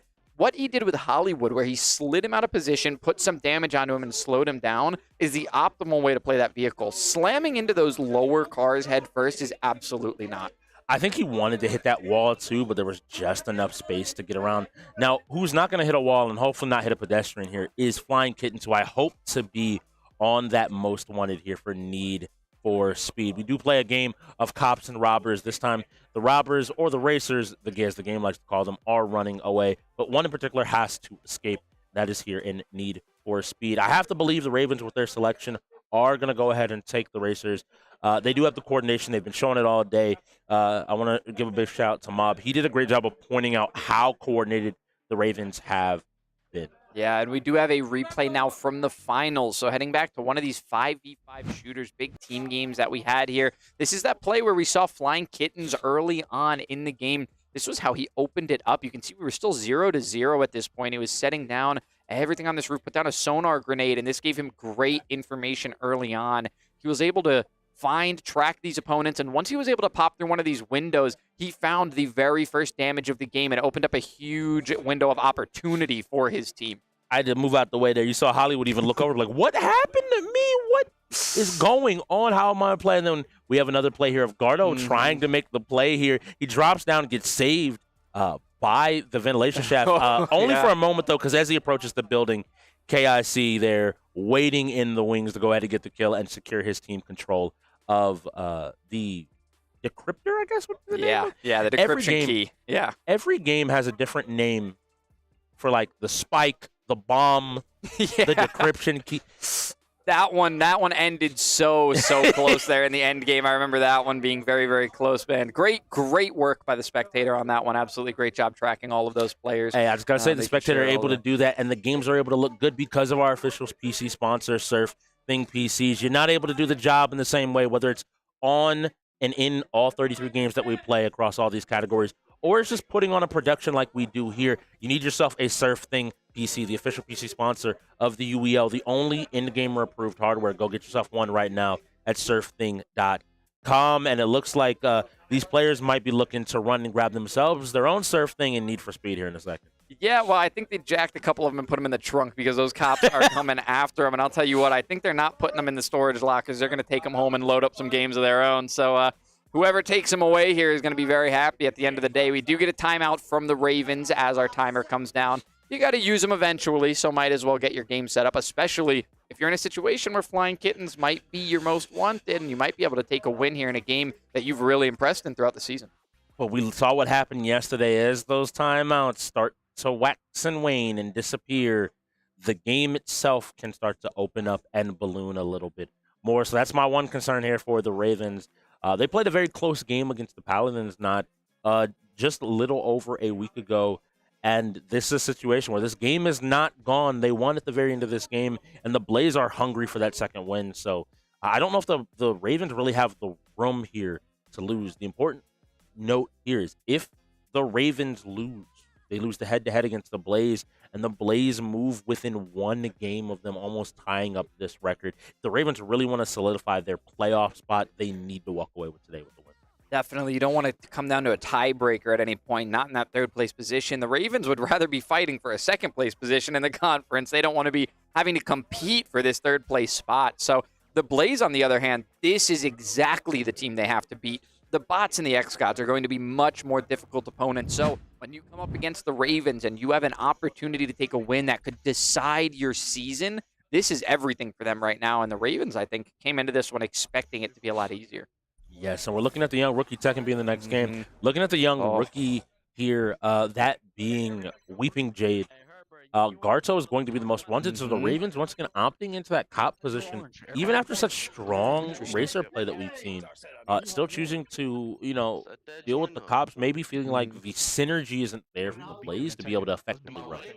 Very, very possible. Also, maybe looking at that lineup and deciding, listen, as long as the 75% chance that Hollywood doesn't get most wanted it comes true, then we are in a position where we'll probably be able to collapse on that most wanted player. Now, Garto is a great player in his own right, so I think if there were anybody in here that you wouldn't want it to be other than Hollywood, it would be him. I'm really curious to see how impressive he's going to be and how well his teammates are going to be able to cover for him. This will be a test for the likes of Weeping Jade because we know that Milk Zolo, Garto, and Hollywood have some synergy being experienced players, but bringing in Weeping Jade as a rookie, has he synergized into this roster, and can he play with our veterans? He has shown himself to be a pretty big racer, so I'm super excited. And I have to believe that this is one of those games he's worked with. But as we speed away here, Garto and his Bentley, with the SurfThings in the trunk, trying to get home and to load up some more UEL games to play. We have to see if they are able to get it. Right now, they're keeping a good gap, hitting all of these shortcuts and continuing to make more and more distance. Yeah, he's taking the shortcut here down on the side. You can see one of his teammates is between him and the cops right now as Spike Strip going down, spinning out Flying Kitten. So he's going to fall behind now, and our racers are going to make further distance. We do, however, see KIC getting ahead of the racers, closing in on this most wanted. There's an EMP locked onto him. He's going to have to eat this. There's no way to really... Never mind, he manages to get just away, but they're just trying to stop him, and we hear the call. He is now trying his best to get back in a range. But it looks like he's trying to avoid this EMP, and once again dodges it. Beautiful work while still keeping good pace, but the bumps are coming out once again. He has to be careful. All of these Bentleys want to get a little more space, and another EMP. Now, the important thing here is they are trying their best to take him down. He lost there about 20% of his life, so he can't eat too many more of them, but chooses to, maybe pay it back just a little bit, forcing the slowdown there. Nice use there. And is continuing to get up there. He is the person keeping his team in this game and has to play this position.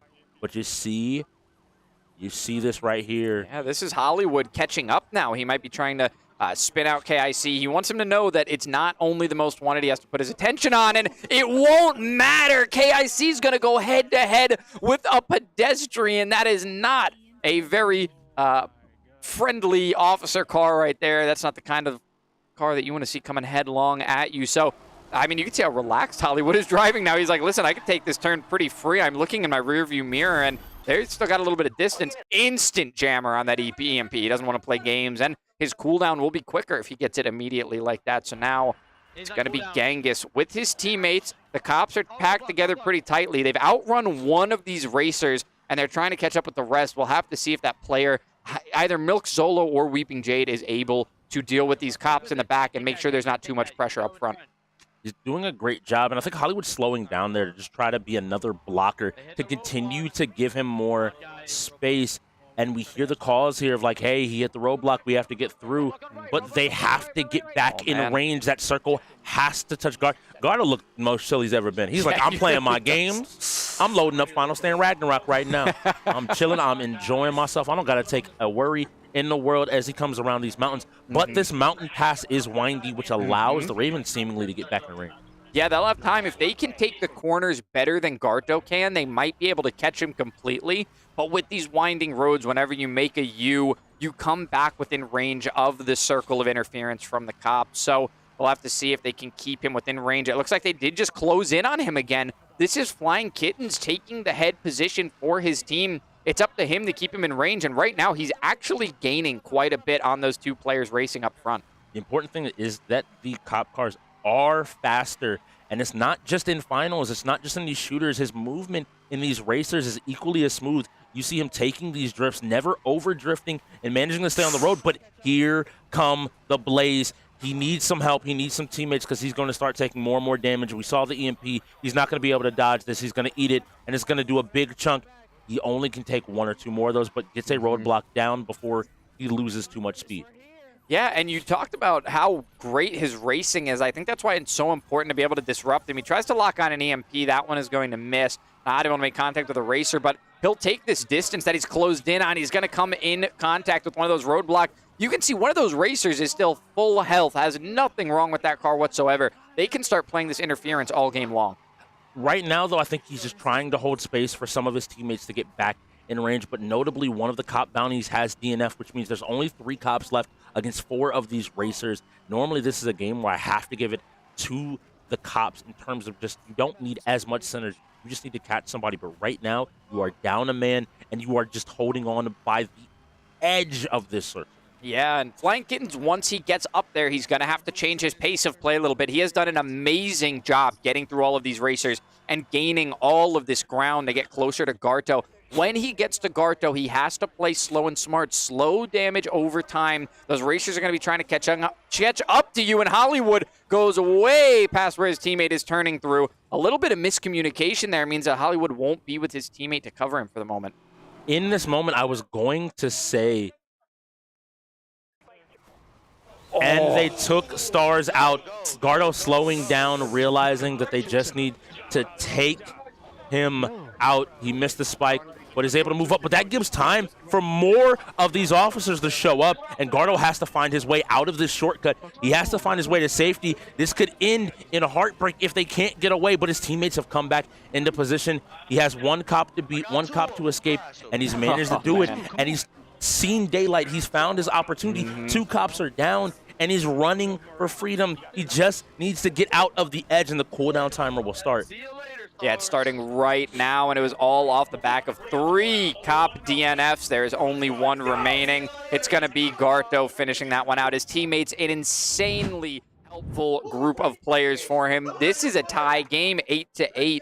And I do want to say in that one, as much as it looked, Stars, yes, of course, sorry, Flying Kittens, of course, he did slow himself down. It got him in a position where he was going to be wrecked by those teammates, but where were his teammates? He bought time for someone to catch up. He did everything he could. You have to give him the benefit of the doubt there. I had mentioned that when he caught up, he needed to be able to change his game plan. I think he changed it a little too dramatically, too quickly. But when you don't have your entire team there to help you against 3, what can you really do? I have to argue on the other side of it. The game plan went perfectly for the Blaze. Every time we were like, what is going to happen with Gardo? Our lovely spectators went ahead and said, oh, Hollywood's right there, leaned in, staring directly ahead. The only, and I have to tell them this, because the communication is the issue, is that turn. Hollywood in his camera was like, why did you turn? I was right there. I was there to help you. But they managed to clean it up. They managed to show that our synergy and need for speed is still greater than that of the Ravens. We found our win. Yeah, you do not want to be a police officer in front of a most wanted. That's never going to be a situation you want to be in.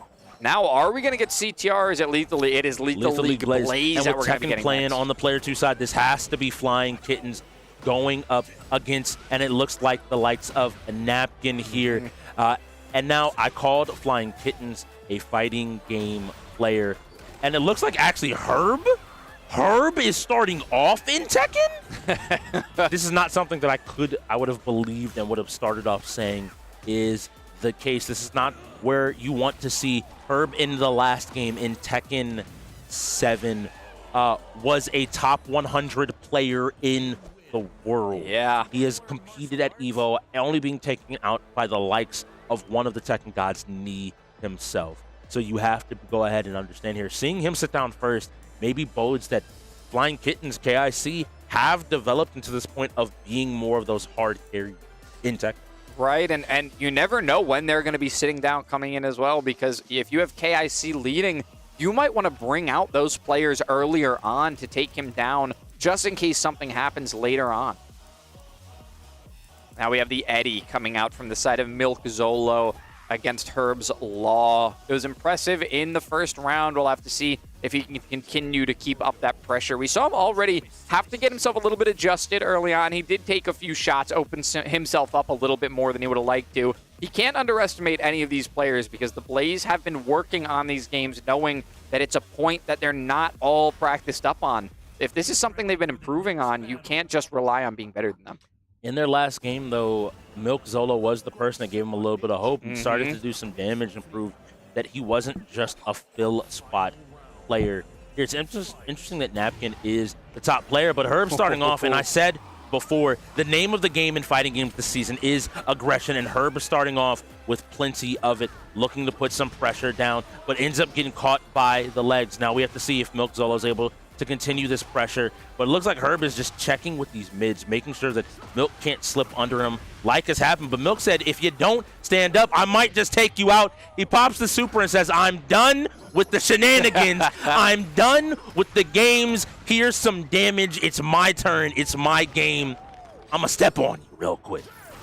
But he pops up and says, the spring kick in response. And Herb is saying, hey, close only matters in two things, and Tekken isn't one of them. You were not kidding about this being aggression. Aggression is the only thing that matters. You have to put your fists up and get ready to duke it out. There is no time for counterplay. It's all about reactions. You don't have time to read your enemy and find out what they like to do from round to round. You have to immediately be able to adapt to what you're seeing on the screen in front of you.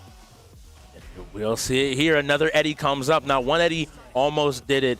And Herb took some time, I think, to adjust there. And you mentioned that aggression. He's going to come out with it.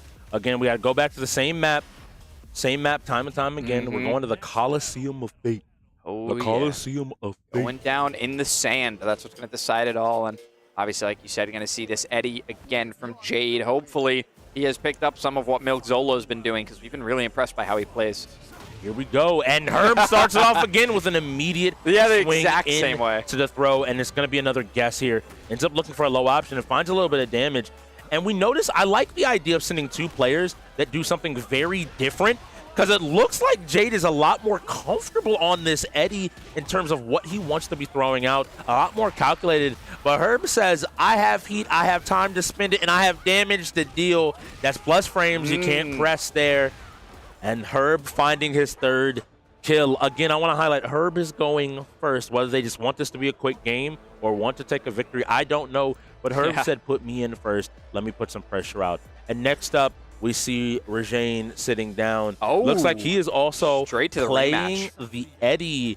So again, this is a good UEL option, right? It's a character that you have to know how to deal with. Sending out a through buttons, but there we go. We finally get to see some more combos coming out of Herb. He ends up dropping it, though. Maybe sticking to that simple strike throw game plan. Getting these hits, going ahead, and trying to find another throw. And we already seen what happens. Get ready to guess when you stand up. You guessed wrong. Do it again.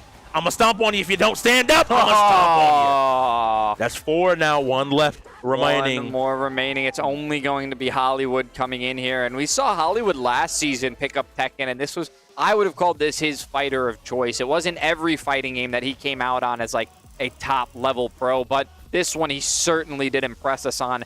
Now he has to anchor from the bottom, not only starting against their best player in this game, but there's still KIC and Flying Kittens to deal with in the back, and they are very good at this game. I thought we were going to see the Devil Jin for a second, but no, it's going to be the Azucena. I mentioned Flying Kittens is one of those players. Hollywood, specifically in Tekken, is also a player that is a Tekken player. In the sense of, if you don't know Tekken, he will be. You don't know what you should be pressing on, what you should be playing on. And so I think this is going to be the real test for Herb. Your team puts you in first. Is it because you were just going to sweep, or is it because there are stronger players waiting in the wind? I love the early game respect from Herb. He did not start the same way that he's been starting all those other rounds with the instant aggression, because he knows how dangerous Hollywood can be if he gives him anything, and we're seeing it right now. Hollywood's already closing in. He gets 2 lows and finishes the round. He takes down Herb, and now he just has the entire rest of the Ravens to deal with. And then, just in case anybody was wondering why Hollywood is a tier 1 player, why he comes from a championship team, what he's been able to do, this is someone that picked up Tekken maybe a season and a half ago, and is competing with what many would consider is the best Tekken player in the league. Or was, seeing as his team sent him in first. I have to believe that maybe that there's a lot more belief here in the Flying Kittens. Now, I can tell you one thing. We're not going to see a different matchup here. Flying Kittens also enjoys the martial law.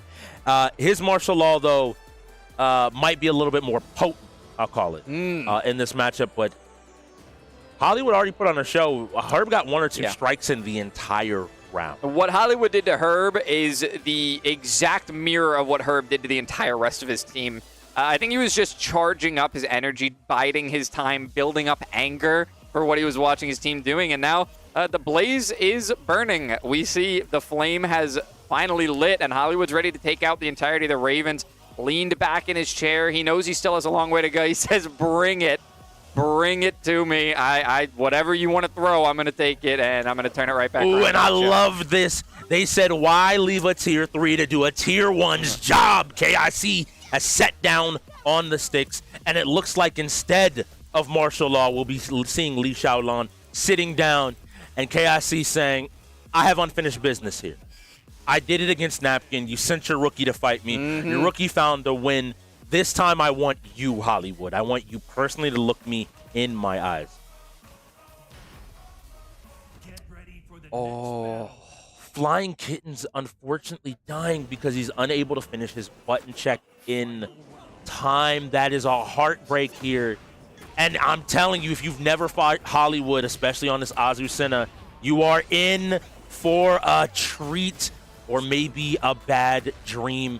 KIC doing his best to try to find his opportunities, getting a few hits, not overextending, but he finally does. And Hollywood looking to end this game. This throw into the damage, and he stands up, he looks across, and he says, who's next?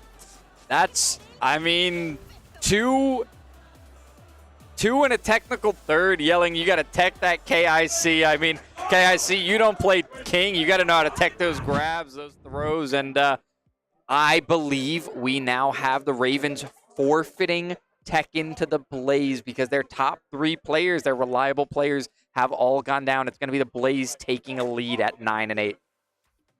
That has to be a heartbreak. A heartbreak of any game to give the lead up for. This team having that happen in Tekken is amazing. It speaks to the strength of Hollywood as a Tier 1, as a player, why he is up there as one of the UEL greats. Yeah. And now with Lethal League Blaze up, they have to look to equalize this out. I think the Ravens have to maintain this. This game decides. I'm not going to even question it. This game will decide the playoffs positioning of these teams.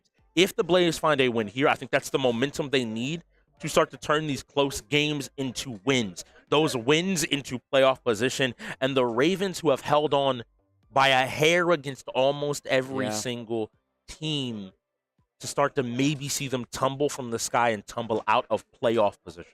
Which I think it's difficult to gauge how far the top teams in the league have come since the beginning. But if you look at the X-Gods and their first matchup against the Ravens that we got bright and early in the season, and we see where the Ravens are now versus how far the X-Gods have come against other top teams, I unfortunately have to say that it looks like the Ravens are not developing with all of the other teams in the league.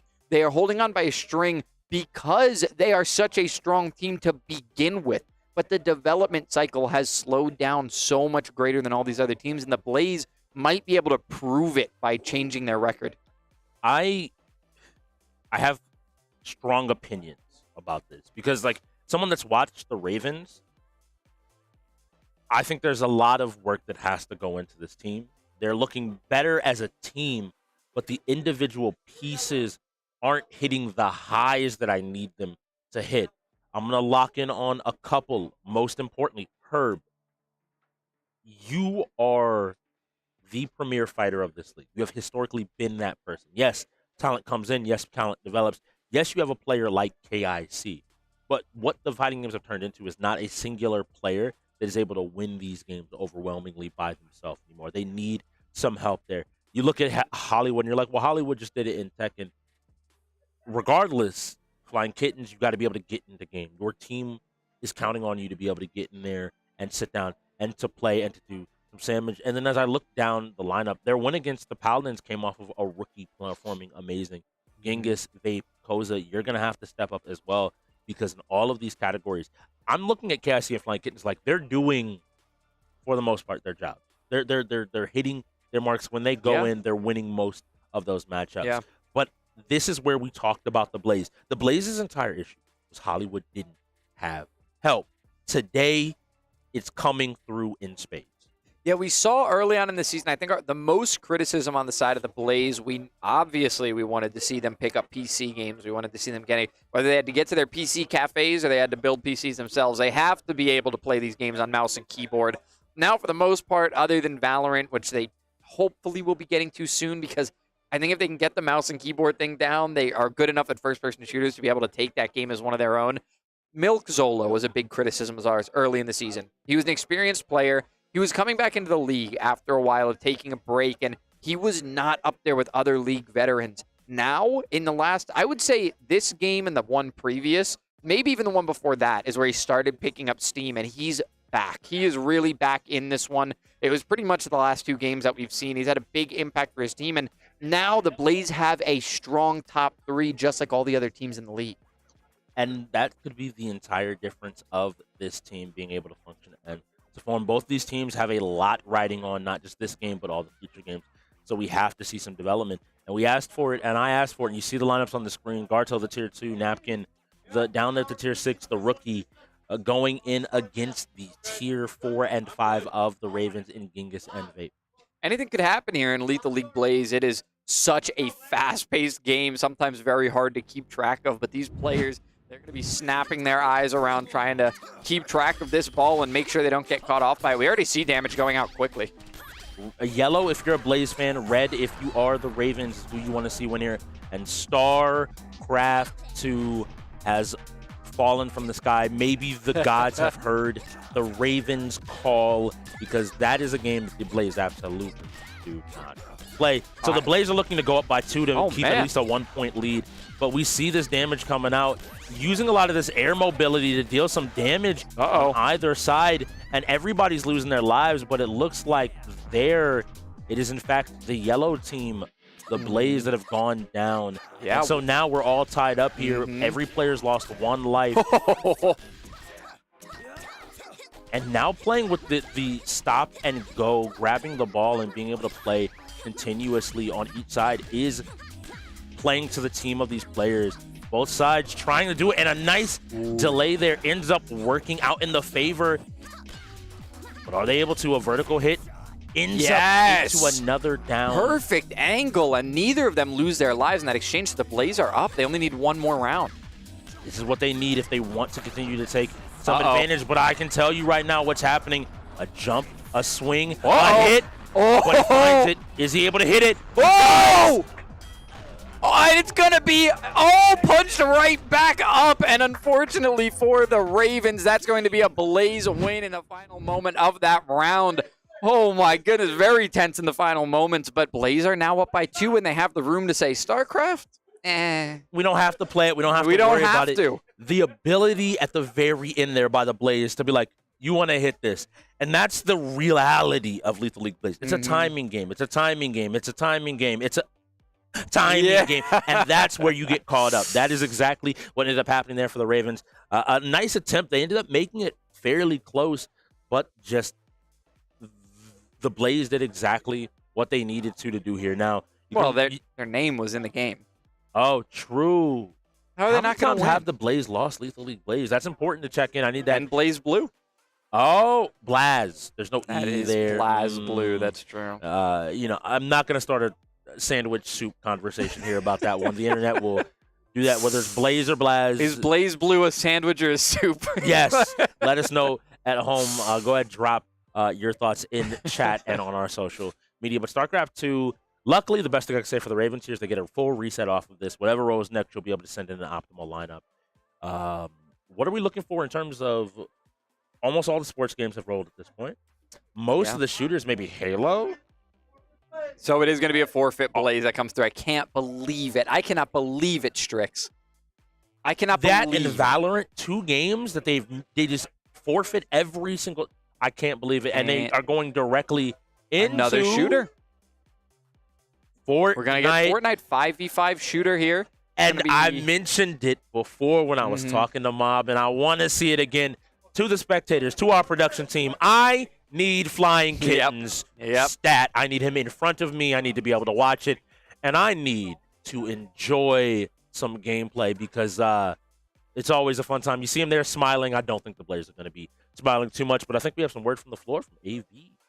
you know good and as well that the Ravens may not even do that good because Stars just got his permit. He just learning how to drive. He don't know how to play Fortnite no more.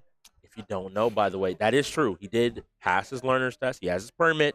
We all know when you drive, your ability in Fortnite drops by 400%. That's true. That is true, and I believe the first time you vote, it drops by another 800%. Is that correct? Yes, it's an insane statistic. Trust me, there's these small things, these life things, out there at home. When you start to enjoy shopping for furniture, when you're really becoming an adult, you might just forget that Fortnite is a video game that exists altogether. Flying Kittens, though, I think is pretty safe. He was already pretty high up there, and I'm more looking at the Blaze to see if they're going to be able to compete and take him down. Maybe somebody on the Blaze really is a Fortnite connoisseur that we don't know about. I think it's something worth playing for the Blaze because I think, well, StarCraft is a game you can give away. When you come around to the shooting category, no matter what game it is, you really have to try your best. There's no guarantees that Apex and Halo are going to spin. Those are the games that maybe you're more comfortable with. They're first-person shooters. They're more standard for players of the age range that they have on the Blaze, something they were into rather than like the side of the Ravens that have that younger player and Flying Kittens that really specialized in this particular game. I think that the Blaze have to try to fight their best here because they have no guarantees anymore. That last round, they made themselves some space. They were able to give a forfeit while still staying in the lead. That's not the case anymore, and this isn't the game or category you want to be giving up. Someone that was in the Blaze's position literally a week ago, almost to the day, you hit it on the head. You play the game in front of you. You aren't predicting what's coming next. You aren't hoping that the wheel gives you a blessing. No. Our goal is to do what we did in Lethal League Blaze. Every time we win a game, we can get rid of a bad one. And every time as we win a game, we can get rid of a bad one. But and I think it is what's going to happen, if the Ravens take this win, now every single game is going to decide this match. Yeah. The Ravens, they need to tie it up. They know what it's like. They were in this moment against the Paladins. They were down by 2, almost 3, and they needed to win these games to come back. So if a game like Fortnite pops, and again, the Blaze are willing to play it, they have to find their victory. The other thing is, with this being such a close game and wanting to maybe waste a bit of the time, if you're confident in some of the things that may come next, wait for the next wheel spin. Let your coach manager call it out for you. Play out that first round and see if you actually are able to compete.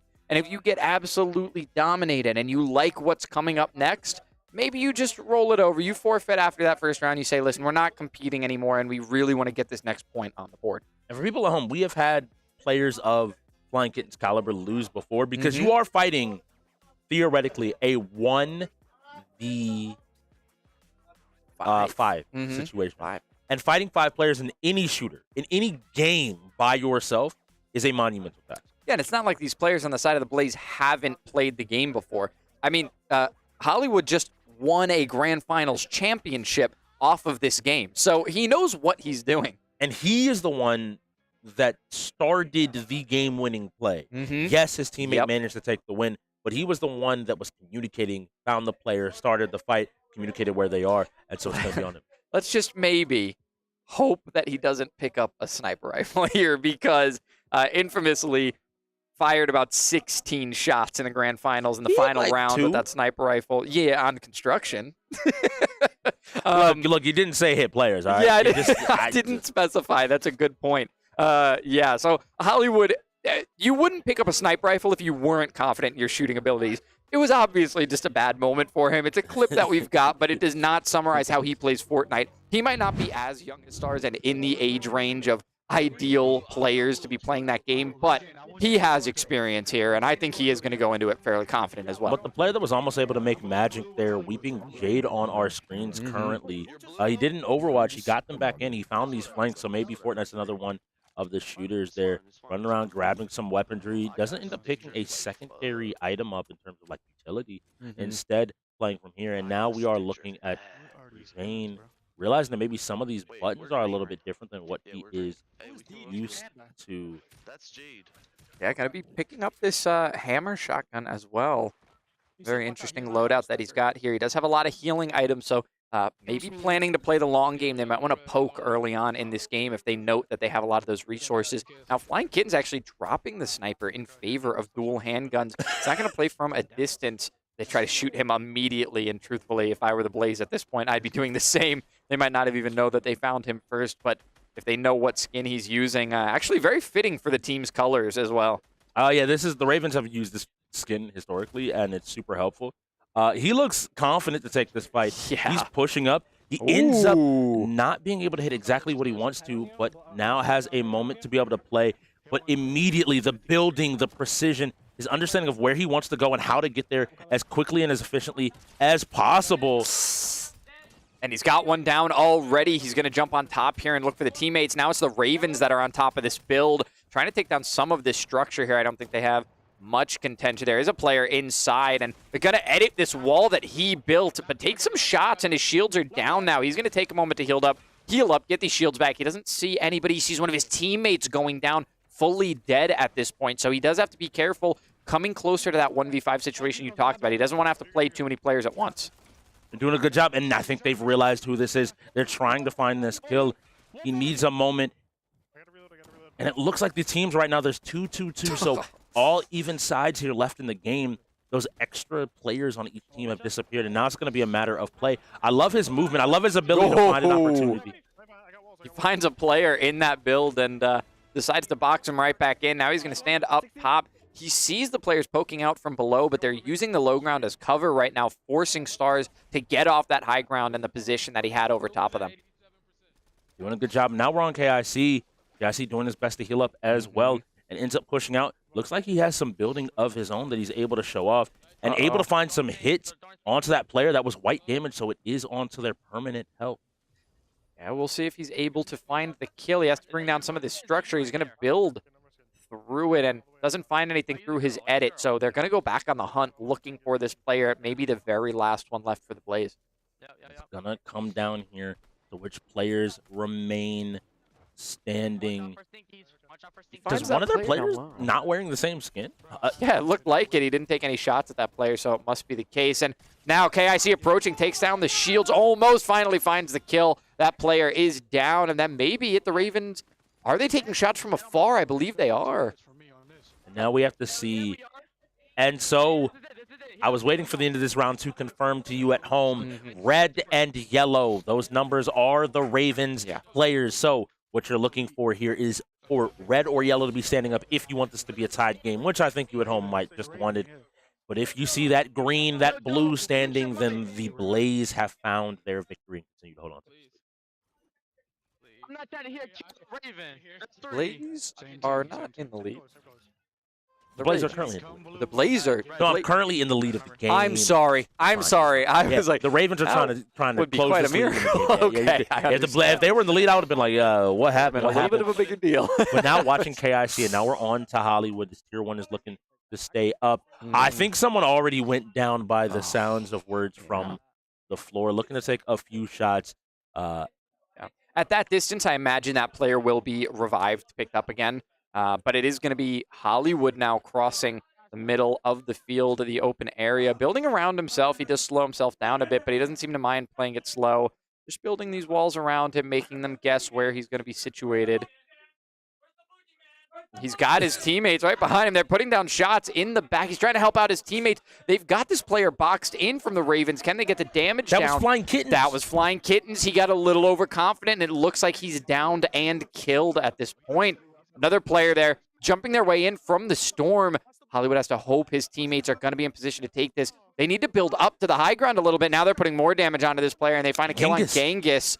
These are players going down for the Ravens now. They've lost their best player, and a revive going to come through from the Blaze as well, so they're going to hold on to all of their players. I think maybe being a little bit too confident in this play. I heard yelling from the floor, but unfortunately, and right here, they're looking to push forward. Teams are both trying to find their moment, but they have to watch their sides. This is a game of building, not just a game of shooting. You have to be able to keep yourself safe, and it looks like KIC is focused back up, realizing that, hey, we need to win this. We don't need to give them the opportunity to take a win. Trying to edit his build, but is not able to do so. He's trying his best, trying to get higher and higher, and he's managing to get some height, but he's not able to continue to challenge this other player. Whoever this is giving him a run for his money, and they're trying their best to put more and more pressure here, but he's in another fight. He needs the win this for his team, and I see the opportunity. He managed to take out that looks like Garto. Next up, we have to find a point. They know where he is. There's one red player left that has to be KIC against 4 of the remaining Blaze players. We could go to our final round here. He needs to find his moment. He needs to find his shot, and he's going to have to take each and every single one of these fights. Yeah, they can't just engage him one at a time like that. Garto should have waited for his team to be able to approach. Definitely wanted to get some of that health down, but speaking of health going down, it's going to be KIC taking fall damage onto his health, not his shield. So when these shields go down, he's going to be extremely vulnerable, which is exactly what's happening to him now as he takes damage from the storm. Has to make his way back in, but these players are waiting for him. They're surrounding him, putting damage onto his shields. He's able to get some damage at himself, but finally taken down by Regine. And it looks like they have the players to do this. And I have to believe the comms there is, look, this is not a free game. Yeah. We are good. Yeah. They have been playing us close all day. Give them the respect that you would give anybody else. I really loved the reaction by the Blaze to the Ravens. As soon as KIC fired his sniper rifle, it was like veteran mode NPCs on a Call of Duty campaign all locking onto exactly where the sound came from and firing on him immediately. They found his position right away, and they were able to collapse on him. Garto, a little bit too quick to pull the trigger, but the rest of the team, they settled themselves down, and they finished off that round the right way by surrounding him. Now it's going to be in the open. It looks like we're still in the choosing team phase, so this will be a little bit of a warm-up section, I think. Yeah, I think trying to avoid what happened this time, trying to group up with teammates, know exactly where people are, push from the same direction so you have an idea of where people are going. All right, everybody locked, and now the structure is going toward this blue base here. The blue and green are the Blaze, and they're collapsing in on their spawns now, pushing forward really quickly. Even damage from afar from KIC. KIC almost not hit by anything before that build, but a pretty decent hit did come out on the shields later on. Now they're jumping into this number 5 base, into this blue base. See how many Blaze they can find. KIC putting down shots, putting out that damage, and it's going to be Jade going down in his own spawn. Now just trying to survive. I think this is smart. If you can realize where the opponents 2 are and you push them as a collective, you can win through overwhelming force, overwhelming advantage. And now we see Garto doing his best to build. He's not necessarily building the fastest, but he is being very intentional what he's trying to build. Nothing panicked here, knowing exactly where he wants to be and where he wants to play.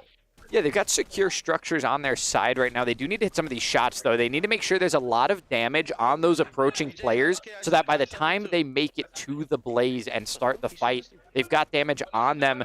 Garto is threatening these players right now by keeping them in the storm. And let's see, will he be able to find the damage? He does. Now we'll have to see if he can pick up his teammate. Shooting at one of those downed players gets him down. It's KIC that finds the kill onto Garto now. So it is a 4v2 situation. Milk Zolo's gone down. That's it.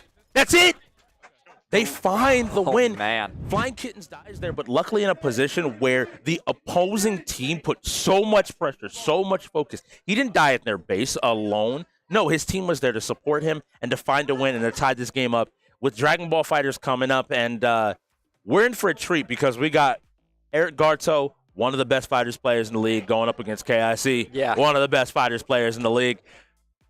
This game is going to go neck and neck. It's going to be a matter of who can find that touch and keep up that pressure. And Napkin, I'm once again looking at the young rookie to step up here and maybe give his team the edge in this game.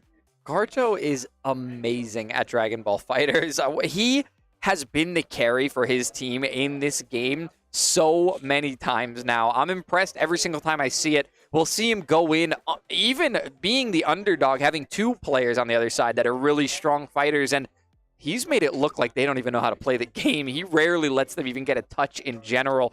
Every once in a while when they do, he's like, Hollywood, go on in. I'm going to take a break for a minute, and I'll be right back.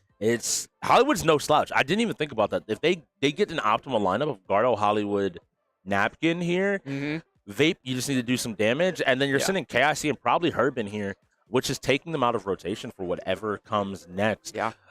Tier 1 and 2. Yeah, it's going to be important because another fighting game could roll. We still have the likes of Street Fighter. Yep. You would You'll most get a likely lot get here. them back. You would get at least one of them back. One of them. That being KIC. I think Apex would be optimal for the Ravens here because while Blaze are going to be really tough in shooters and you don't want to see them most of the time, missing KIC and Herb means that you don't want any of those fighters. You don't want any of those games where you're going to rely on a talented tier 1 and 2.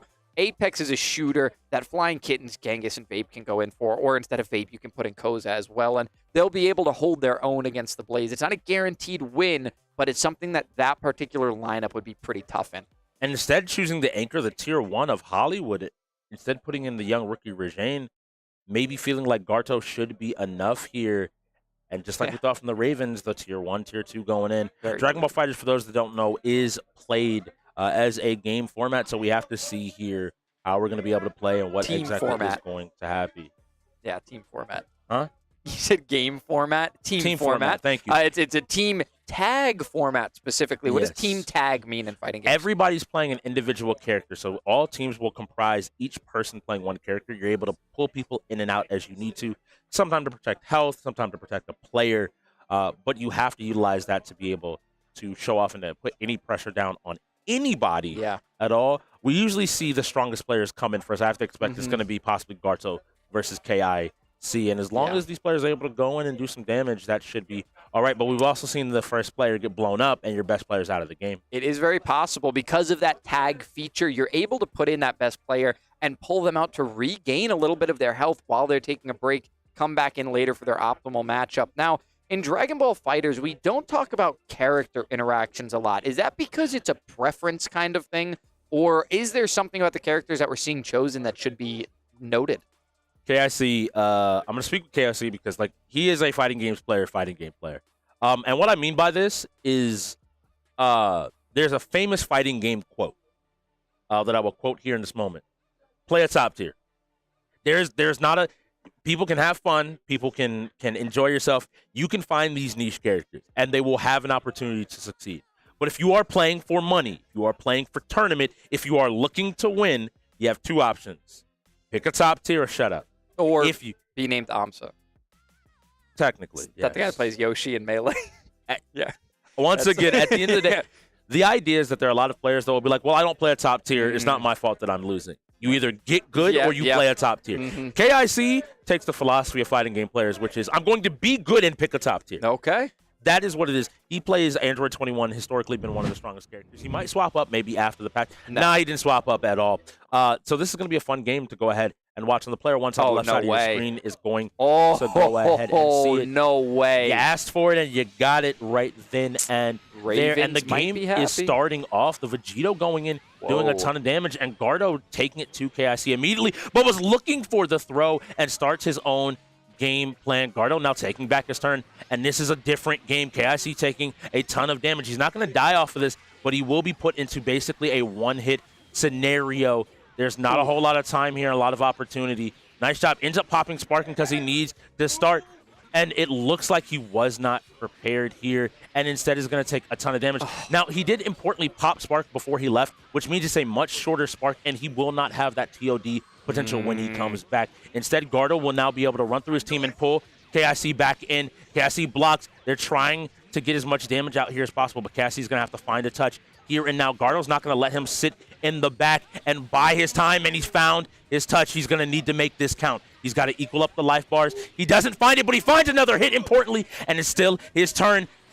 And importantly, he switches out to his teammate Napkin on the Kefla, is trying to find his own opportunity. Blue combo isn't real, but the block comes out, and the trade, and Napkin confident to press another button. This could be the end of KIC, and a victory coming out for I love that. Blaze. Garto nodding, smiling as he watches his teammate come in and clean up the fight that he started. That's wonderful to see. And it looks like Garto just not wanting to fight KIC at that point, maybe feeling like the matchup has been called there, and instead pulling it hard. They are not letting their best players wait in the wings. I don't care about your worst player. I care about the best ones. I hear Gardo on the floor yelling over, saying this is not his game. This is his moment. Gardo is out here. You must have forgot. Gardo, be careful. This is still him. And boom, Regine getting pulled in. Damage coming out.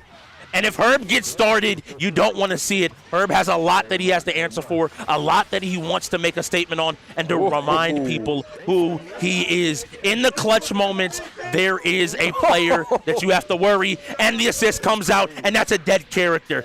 The Blaze are surging, but don't forget who sits across from you. Not a single touch from Rajane. From the second he entered, it was a death sentence. Sparking still available for the side of the Blaze, though, I think is the most important thing still standing in this game. He finds the touch, and the game is beginning. And you notice Garto locking back in, looking back over. He's trying to shout, but this damage is coming out. This damage, combo after combo, pops out, and now looking for an opportunity. No 2H, but gets the 2H in return. I don't know if you want to anger the beast. Both sides being patient, looking for the block here. But the overhead, this should be the death of Herb. No. The combo Oh, yeah! drops, but now it's on Vape. Vape has to find his opportunity. He has to find his chance. There's still plenty of damage on the table here. If he's just able to find a touch, each and every single one of these. But Garto came in. He popped Spark. He doesn't want a miracle. He wants to end it in this moment. The combo ends up dropping. He's firing out these key blasts. He's just looking. Vape taking his time. He finds the touch, and I have to believe this is it. He starts to look away. He pops the button into the change, and that is a win for the Blaze, taking the lead and regaining control. Taking a fighter off of the Ravens and going into this Apex Legends, you put in what is just about your optimal lineup for that game. You had KIC and Herb in there, and Garto was able to run through your team. There are a lot of words out on the floor right now. I think the Blaze are really feeling themselves, and the Ravens, you know how heated some of those players can get. It is an exciting game. We are at 11-10 right now. This one is not even close to over. 50 minutes remaining. This is going to come down to the final game, I have a feeling. Oh, it really is. And if the Blaze do win this, I want to note here in this moment, the Ravens have beaten them in Tekken and Dragon Ball Fighters. This is 2 games that is important for the Ravens to take home. They are supposed to be a fighting game team. These losses, the Blaze aren't supposed to be a fighting game team. Are matter. Yeah, early in the season, we saw them unable to take wins in Crash Team Racing. Now we see them unable to take wins in Tekken, in Dragon Ball Fighters. What else are they going to drop throughout the season? It has to. It means the world here. I mean, I'm not tooting my own horn, but again, they lost Street Fighter against the Paladins. They've lost these games, and this is why I need the strength of these teams. Teams in the UEL come in, and the idea is you need to be diverse. You have to cover 33 games. You have to cover 5 categories. And sometimes I think the reality is you forget home. When you stray too far, you maybe just kind of are so comfortable that you're like, oh, there's no way that I lose. And then you start losing those strengths. Yeah. I will point to Billy the GOAT in this situation.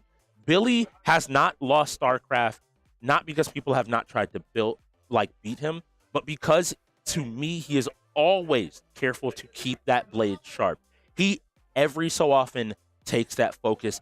But the floor was erupting. We have to go to AV. We have to see what's going on out there. AV, what has happened? Bro, Garto is popping off. I typically don't see people get under KIC's skin, but Garto is in his skin. And as we know, the Ravens are historically known as only a one-half team. And for Garto to point that out is crazy, because now KIC is on fire. But the Blaze only have this 1 point. What's gonna happen if Flying Kitten start to pop off? Because y'all know he works off of that momentum. He's ready. He feeds off of that. I need this to be understood here. I'm happy to see it from the Blaze. I love to hear it from the Blaze. I love the confidence. There are players that you would rather be laughing and have fun than to be locked in. Yeah. And I would describe the entire Ravens team as that. Except for Herb. I think Herb is the most dangerous when he's got a smile on his face. That's their secret weapon right there, is when everyone else is getting heated, Herb's the guy who's going to just lock in with a smile. Almost brought that Dragon Ball Fighters back. Yeah, he really did. He almost did. And again, I think Garto knowing the ability to talk his talk where he needs to talk his talk, And Hollywood as well, looking, I think, from Tekken as well, they know how to try to get in the skin and get in the heads of these players and to try to find these wins. But now Apex is up, and it's going to be a matter of can they find these W's against Flying Kittens, Genghis, and Koza. Yeah, Flying Kittens, Genghis, and Koza against Regine, Milk Zolo, and Hollywood. That is a tough team right there. Milk Zolo and Hollywood alone, and we're going to get to see what Regine's got in this game in particular. Sometimes with these rookies, we got to see them play games a couple of times before we really know what they're good at. Milk Zolo, this is one of the best shooters I've seen from him so far this season. So not only is that a category that he wants to constantly be in for, this is a game that he's really good at. Yes, and this is going to matter. These moments are going to matter. They have to win here. I want to see what the Ravens pick. Do they opt to go back to control, which has been their tried and true game mode? They ended up losing it against the Paladin. So I don't know if they are willing to just dive back in immediately and to like play that, or maybe they decide to make some adjustments. I have to believe. And I know they've been practicing. It looks like they go back right to Lava Siphon, getting the map they're most familiar with, I have to believe, on that control. And now it's going to be CTR coming up next. Do the Ravens have the players for this? Have they been practicing? Are they going to go back to being the best CTR team that we've got in the league? It's going to be Herb versus Hollywood on Hollywood's map. Yeah. It will be Hollywood's map. You're right. So if I'm the Ravens here, I want to go ahead and take a win. I absolutely love to see it. Flying Kittens on the Watson. That is fantastic. We're also going to see a Valkyrie out on the side of the Blaze right now, which is super interesting because most of the fighting is going to take place on the B objective of this map. Lava Siphon, it's pointless to play anything else. You can see the entirety of the team wants to go for B right away. They're not even running toward A at the moment. And this is what scares me. Someone has to take A. But I think this is directly off of their Paladins game. Yeah. Specifically, shout out to Imperial Raijin. Holding down the B point made it so difficult for the Ravens to ever walk forward. And I think they've picked that up and decided to adapt and add that strategy into their own. So are they the first to touch a B point? It does look like they are. And they're trying to go ahead and get these fences up and to create an impassable situation. But the fence immediately goes down. And they're not letting them get set up. They're not letting them take a play. But he's getting the opportunity to battery because he brought an extra teammate with him. He needs to get these fences up in a position where he's able to be safe. And I hear the call from the floor, go back and capture C. It looks like some of these players, they're more worried about taking this, and they're looking for a push. They have to push in here and find a moment, but instead the heal is coming out, the shielding coming out, and they're able to hold this point down even better. Yeah, it looks like at the moment, okay, so that Watson ultimate going down means that projectiles being thrown in are going to be intercepted. However, it is in an open area, and it does have health, so the more that it gets shot, the more health it's going to lose, and then it can be destroyed fairly quickly. It is going to be a zone captured here by Regine, so he's going to play back a little bit. One of his teammates went down. It looks like it was Hollywood on the Octane. He wants to play with a lot of speed. They're playing a really, really mobile comp, and Regine is going to come in and play the information for them. He just has to find his way over to that B objective to help his team. That's where he's going to rotate to now from the back. Hopefully his teammates can get set up because it's currently the Ravens in a really, really good lead. Regine only just now getting the first points on the board for the Blaze, and that's going to be both players, Milk Zolo and Hollywood, going down on this B objective. I really, really hope Regine pulls back. I love the watch. Really, you can see just how strong this pick is from the fact that they've been able to hold the Blaze essentially at this one point the entirety of the game. Now, has he set up fences around the other entrances? It does look like he has. And now we just have the young rookie Koza holding this door as his teammates continue to rotate around. Yeah, so a lot of shields able to be built as well with Koza's ability as well as Star's ultimate, and that's an immediate engagement by the side of the Blaze. It's going to get shut down right away. Now, this is why the Pathfinder pick is so great, because even as Hollywood comes in here on the A objective and finds that kill onto Genghis, one of the Ravens' teammates is going to be falling back and finding shots onto Hollywood because of the zipline Pathfinder set up with his ultimate that Genghis set up. And this is what's so funny. He's looking for this person. And every time we look up, he's taking these extra shots. And still, he's found his opportunity to continue to hold down this site. Now, let's see. Is he able to get this fence back up? Is he able to create a position that is safe? And he does, once again, hold this line. And we see the percent differential is 20% already. Yeah, not only because of the quick points going on the side of the Ravens, but also because Regine didn't start until about 45 seconds into the match. That's when he captured the C objective and put the first points on the board for the side of the Blaze. That's I can't hope but believe. And now holding 2 people at this door, I hear him call out here, trying to get some damage. Isn't up hurt. He's going to need some help from his teammates, and now they know exactly where they are. Regine incredibly low, doing his best here, using the small battery just so he can kind of stay up at this fight. And this door is not perfect. It looks like they finally found purchase. They finally got onto the point, and now they can hopefully start catching up.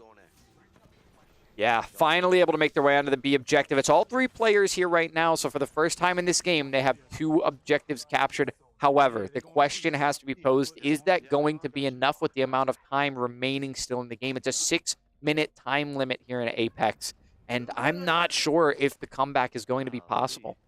2 minutes, and you have to make up, what, 23%-ish? Yeah, it is a lot. And not only that, but, the A objective being captured as well, but it's going to be C being traded out for it. So the A objective going to be captured here by the Blaze, but the C objective that was captured in the early game by Regine is finally going to go over to the side of the Ravens. Now it's a fight from Regine. Flying Kittens takes back his territory. He's going to hold B and capture it right back now. It's important that Regine was looking to maybe rotate with his team and ended up moving out and giving space. Now, one thing that I do need to happen coming out of Flying Kittens is I need him to be a little bit more careful with these fences. That fence on that door is not in a good spot. No. It's what let Regine have the ability to peek in and actually fight around the corner safely. And now instead putting this fence up. There you go. Much better spot for that ultimate. It covers both parts of the point now, luckily. Yes. And now just choosing to cover the entirety of the map now, both sides, and with 1 minute left, that percentage is closer, but the control of this game is on the side of the Ravens still. And as long as they hold that B point and are taking the A point, I have to believe they have strength. And it's off the back of Flying Kittens, the youngest player on the team, but the player's still looking to take a fight. But his teammate arrives just in time to help him clean up that last kill. Genghis now moving back as well after taking the point. They're always using this B point as their main base, realizing that it gives them so much rotation. Yeah, 50% now for them as well. They're going to throw these grenades under the fences, and those shots are really clean from Koza. He almost finds a kill with this G7 Scout. Unable to find another one. He wants it bad with that double tap. He finds the headshot that's going to get him 45. Going to even throw a thermite here to try and get that kill, but I really love this setup. It's only 10 seconds remaining. There's not enough possible percent left, and Koza's even going to finish that one off with a kill onto Hollywood, shooting just to make sure that he's dead. Maybe thought this was Battle Royale and he was going to go down, and there's even another kill that's going to come out. Wow, a really, really solid game from the Ravens. I love how they played that B objective. They didn't start on the A objective. They started on B. And you mentioned they made it their base. Not only did they have stars, Flying Kitten set up his fences and his ultimate in that position, they also had Genghis on the Pathfinder use his ultimate to set the zip line that they can go back and forth between C and B with. It allowed them to retake C not once, but twice throughout that game to make sure they still had 2 objectives and they can keep holding the lead. It played so beautifully. It's played so beautifully. It's played so well. And now we have to see what's happening on C. We're tied again. I'm going to call it out right here. There's a lot of questions, I think, in this moment about where Herb sits for CTR. He beat Jerry Lassie. Yeah. He managed to go ahead and take that.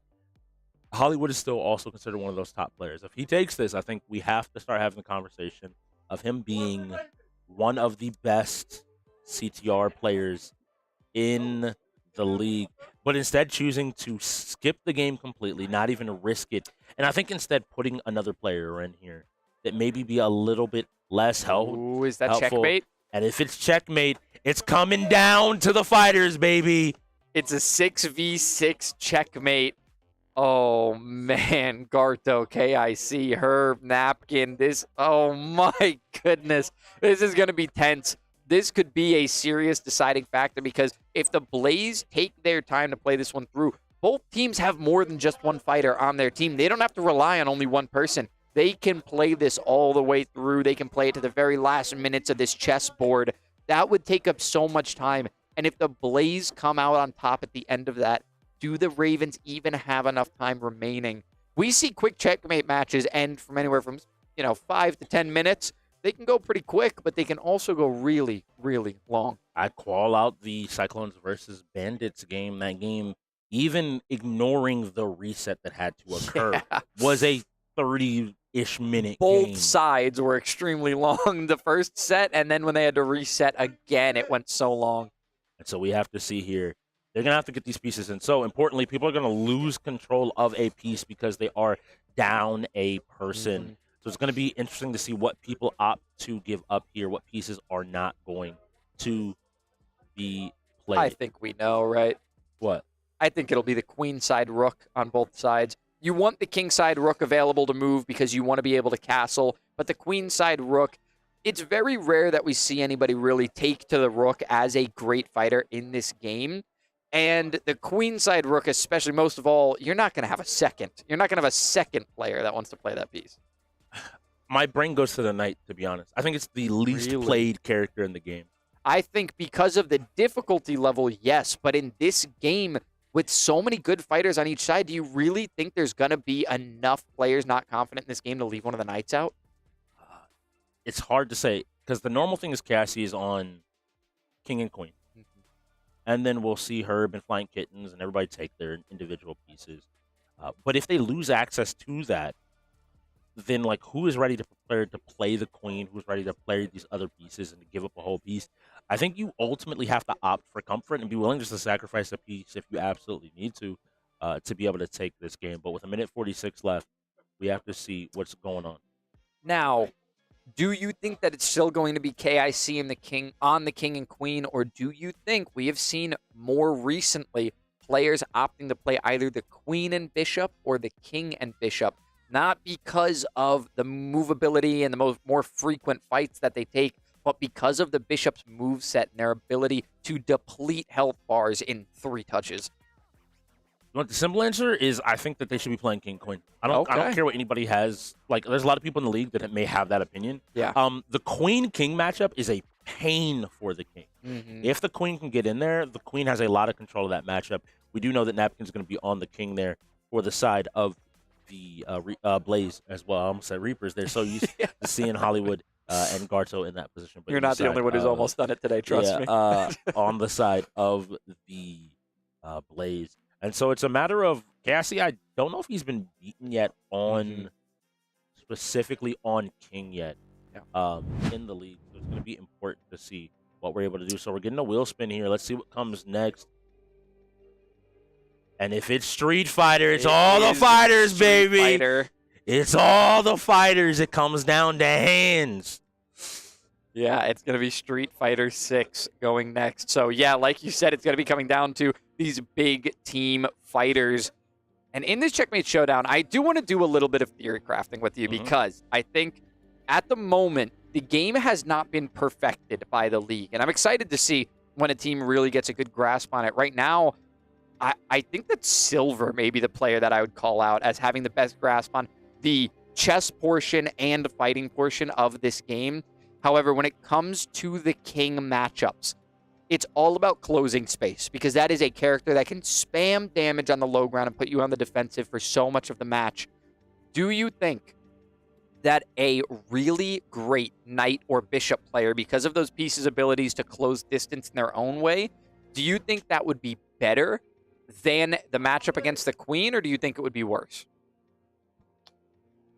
All right, so we're going to have a timeout. I think there's some technical stuff going on that side. So to answer your question, I do think the knight actually has a pretty good matchup because of its nature as a zoner and the ability if you're in a good position to confirm into like solid damage while kind of avoiding a lot of what the king wants to do. King has parries, king has things that it wants to, but I can just never touch the ground. I can kind of avoid a lot of this game and try to chip away with you over time.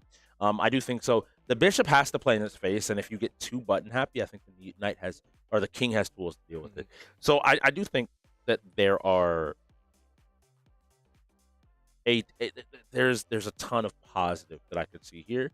Now on the topic you mentioned about this game not being perfected, I hate king spawn. I hate king spawn. It is not that I think king spawn is the worst thing in the world. I think that opening your king up in this game, because everybody's like, oh, well, like the person's just going to run in and die. Ha, ha, ha, ha. I'm like, if they're bad, yes, they're going to run in and die. But you're also assuming that, hey, I'm not going to lose a fight. This is not chess where you can just always take back. It's always going to be something where you have to be able to compete in the play. And I think that the Ravens are happy here on the backside of this to be able to know that they'll be able to go in and to put some damage out as well. Notably, Napkin said he wanted to play Street Fighter today, and it might just be the deciding game here depending on how long this Checkmate Showdown goes. Yeah, if it's 2 really long games, if we go down to the final 2 players in Street Fighter and we get really down to the nitty-gritty here in Checkmate Showdown, I could see us having 5 minutes, maybe even get down to no minutes remaining by the end of it. Depends if we'll probably get a little bit of more time on the clock here because of that timeout. But we are back into the game here. The Blaze had to use a timeout there, but there's only half an hour remaining in the game. So 33 minutes, it sounds like, is going to be our time remaining on the clock. So not adding a ton back. What I would really like to see is we're going to have to put it in gamer terms for some of these players. But these pawns, taking space, controlling the map, things like that are so important for a pawn that doesn't have to go into the fighting element of the game. I think that it's really important that players learn how to use these pawns the right way. And we talked about that rook earlier. We're going to get these lineups in here in a minute, but it looks like sitting down for the side of the Blaze is going to be Weeping Jade, maybe on this rook here going in against KIC's queen. Hollywood notably swapped controllers, whereas KIC did not. And Weeping Jade just came out immediately with the fight. And now I'm going to be looking at KIC to go ahead and find some damage and find a victory. Maybe refinding his footing a little bit, but still finding his opportunity to get the punish. And it does look like one of their rooks is dead on the side of the Ravens, whereas the other rook is dead on the side of the Blaze. Notably, two pieces. Knight on the side of the Blaze, right? And rook. And rather than giving a player a chance to double up on a piece, they instead opt to have everyone play an individual piece and give up 2 pieces. Wow. But KIC still taking a ton of damage here. And it looks like Weeping Jade getting a ton of damage, forcing out the burst here. And now we're back into this game, utilizing the armor. Oh, man. And KIC's in a dangerous spot here. He's looking for the jump here. It ends up getting the counter. He needs to finish this up with as much damage as possible. Nice job not committing here. Just looking for the opportunity. Ooh, but the grab doesn't reach, importantly. And KIC there with the punish. He has lost a lot of damage on the queen, but notably, Weeping Jade does a ton, and I mean a ton of damage. 1 bar remaining for the queen. That is no longer a queen that you can take a fight against a king with. I think that, funnily enough, we saw this kind of in that specific Bandits versus Cyclones game with Silver, where, like, if you can get a lot of damage out, even if you lose a piece, sometimes it ends up being worth it. And it's going to come down to Napkin and how well he can play defense. Yeah, he only needs probably 1 touch to go ahead and finish up KIC, but he has to be able to find that touch. So now putting a threat on the king from 2 possible locations. Now, this isn't going to be a free attack. There's no world where this is a free attack, and it looks like they're responding by attacking in kind. Now, I would expect the bishop to go ahead and step up here and protect, or the knight to protect here. One of the 2 of them. It looks like instead they're going to get really aggressive here. Selecting this bishop who has 3 targets in front. So you're looking for... Oh, now there's a and you know who this is, decision. Right? No, I'm saying you know who this is, right? This bishop has to be Gardo. Yeah. He's done it before. He's brought them back from the edge. He's found them a win. The decision is insane here. The Ravens are going to... I'm sorry. The Blaze are going to engage the Ravens king here, saying that we are going to win this fight because if not... Oh. So this is the unfortunate thing. The decision to put KIC on 2 pieces means that you have to give up a piece. You cannot give up a singular... Oh, you cannot give up a singular piece. So, like, technically, as someone that was on the other side of this, when we played the Ravens, so the ruling, because I can give it straight from the horse's mouth to someone that experienced it, I normally play knight. I don't care about saying that. I've been learning king, so the idea was to play king knight, to play 2 pieces. We had to give up a full piece because of the fact that we had 6 players. And ultimately, that meant 2 things needed to be removed. 2 pieces had to be removed from the board. So because they moved and had KIC play on the queen, that meant they had a king that could not actively play the game. This is the actual downside of playing checkmate with 6 players. You're not giving up 1, but in fact 2 pieces guaranteed on the board. Now, do I think this is going to be a conversation? Yes. Earlier in the season, the Ravens were in a similar situation. They gave up a rook. It was perfectly fine. That's how it was played. This has happened before. I expect this to be brought up in the meeting and talked about, and this to be a game that very easily will have to be covered. But that is the ruling. That is how things currently stand. That is a Ravens win. And it is unfortunate because you would normally want someone like KIC to be able to go in there and to take a fight. I think if they had realized this, they wouldn't have left that open diagonal for the bishop to go ahead and come in. You have to just then play your king and keep it safe. Now it's going to be a Street Fighter, so we're going to go right back into a fighter, and the Ravens have to turn this one around. They are on the opposite of a hot streak right now. There is no Blaze under their butts at the moment. It's the Blaze with all the control here. They're 2 games up. There's under half an hour remaining in this game, and they're headed into Street Fighter. You said Napkin was excited for this one. Garto is going in as well. Hollywood likely going to be going in. There's a lot of tough players on the side of the Blaze, but the Ravens, we already know, are no slouch in fighters. Yeah, so we're going to see if the Ravens are able to go ahead and move across, but they have to move on now. This is not something. This is something you let management, you let your GM, you let your coaches handle. You as a player have to lock in for Street Fighter 6 and focus on that and move on. You know, it ends up being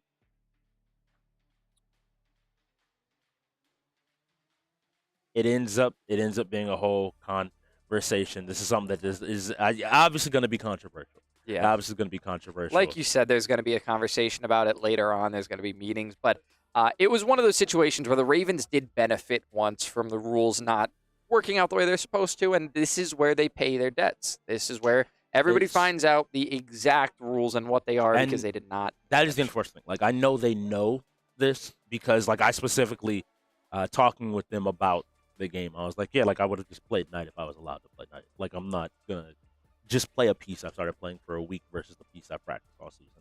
But Street Fighter 6, getting in, luckily they have their best players, I have to believe, available. And maybe Genghis would have also been up there as a possible top-tier player to go in. But they at least have KIC, I Am Herb, Flying Kittens, what we saw at second. Yeah, and we do have some news from the floor, so AV is going to go ahead and tell us what's going on. You guys already pretty much covered it, but the way it works is when you have 7 players playing, you can choose one person to play 2 pieces. It doesn't have to be the king and queen, but it's typically the one that people choose, right? The king and the queen are typically one person. When you have 6, everybody plays 1. You typically have 2 dead characters. Yeah, you would have to have 2 dead characters. 2 dead characters. Unfortunately, KIC already chose the queen, which then that. But I'm gonna get out of here. Let you guys do your commentary. Appreciate it. And Final Stand Ragnarok looking like it's going to be the next game. So right now, it looks like they know the 2 games they need to win to stay in this game to tie it back up. It's going to go ahead and be. All right, well, we know who that Akuma is in this matchup. It's Flying Kittens trying his best to get in and to go ahead and find his opportunity. And Stars is going to put pressure out. And Milk Zolo, you can't just hope that Modern is going to help you here. Never mind. You have to remember, Akuma does have a light health. So if he takes a ton of damage, this could be the end of his game. Continuing to put this pressure out and managing to go ahead. And I think that mental is there. I have to start asking questions. Flying Kittens has gone down, and it looks like it is 3 Cammies going in to the next play. So who is up next is going the to 4 be all caps names going in on the side of the Ravens now. The big dogs. I mean, taking out Flying Kittens first is insane. That is a huge hit to the Ravens right off the bat. Yeah, and this is what's going to be big. I have to believe it's the same strategy as they took for the side of Tekken. They're going to send their best up first. They're going to send their strong players in the front and see what's all going on. Herb needs to find his moments to get in here. He can't fall to just this damage. We saw what happened against the Paladins, and he's gotten his hit, and he just needs to be able to confirm this into as much damage as possible. A nice throw to cancel the drive impact, and he wants to finish this out without too much damage. Nice job utilizing their throws to continue with pressure. Now on the other side here, we have another Kin sitting down. This looks to be Weeping Jade. I think they have to believe, the Blaze do, that they just win a war of attrition here. We keep throwing enough players, and you can't find perfect every single time.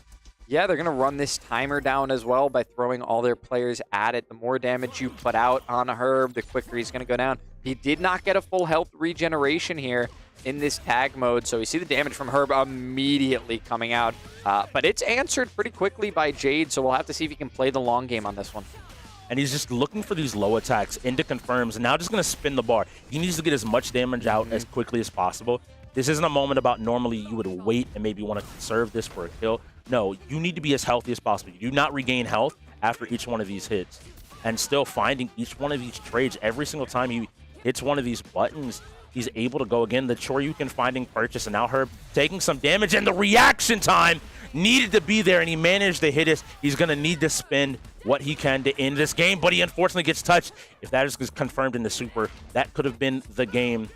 But Jade being patient and unfortunately leaving a gap, and Herb exploiting it, but that's a ton of damage on the Herb. Yeah. He only has one bar. Herb is going to need to do and now Korto sitting down. Now, notably, we saw this with Flying Kittens. The Akuma has glass for health. If he gets touched a couple of times, if he's playing well, it's not going to matter. He has the ability to hit characters as hard as they hit him. Yeah. But if he gets touched, we're going to see a ton of damage come out. So checking his buttons really quickly, making sure everything is on default and where it's supposed to be. Hitting it multiple times, I don't know, maybe to make sure that it's all good. And now we have to see, he's finding this. He's trying to exploit Herb's unwillingness. Herb, though, taking his time. I need him to block on those wake-ups. They're going to wake up DP. They're going to challenge you because they have the health to do so. Nice job using heavy spin knuckle to get some more damage out. And nice job avoiding the throw, and he's going to be able to get another combo. He goes into a throw, and now we're in the game. Herb jumps. There isn't a response from either player. Both players looking.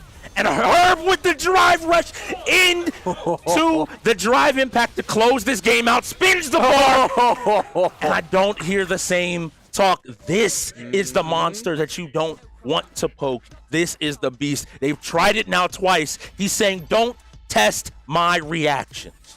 Now we have Napkin sitting down, the player that you said called out wanting to see this game on the wheel. He's got Herb in front of him at about a quarter health remaining, and then he's got to get through KIC, Vape, and Koza. If this is the game you wanted to see, I need you to put in a lot more effort than just taking down 1/4 health player. He's got to really run through this entire Ravens team. He needs to get to Cassie. I think they can win this if they can force Cassie to fight two players. I think that this is one of those players, he knows the check. Okay, good job there. Still using his drive well to get an opportunity, but now approaching the corner. Now you have to be worried about throw loops. And here we go. They begin. He doesn't end up jumping, instead checking with the button, making sure that these loops are real. He's just looking for one more hit to end this roundup, and this throw will do it. So who's going in next? It looks like KIC is sitting down. They are playing this game for time. If they lose this, they need to get through 3 games, which means they're going to forfeit it after this moment. They can pick their order. They can go down this list. But KIC sits down and is prepared. I have to believe that KIC is ready. He's going to go ahead, do his button check here. This is something that a lot of players don't know. When you select your characters, before you press OK the second time, you can check all your buttons, make sure everything is where it needs to be. And it looks like he's ready to go. Importantly, he has 3 bars. Going into his last game, he did not have any meter to go ahead and play and possibly close out the round. KIC, though, is going to show you what happens when he's comfortable. He's spinning it immediately. He's getting the damage down.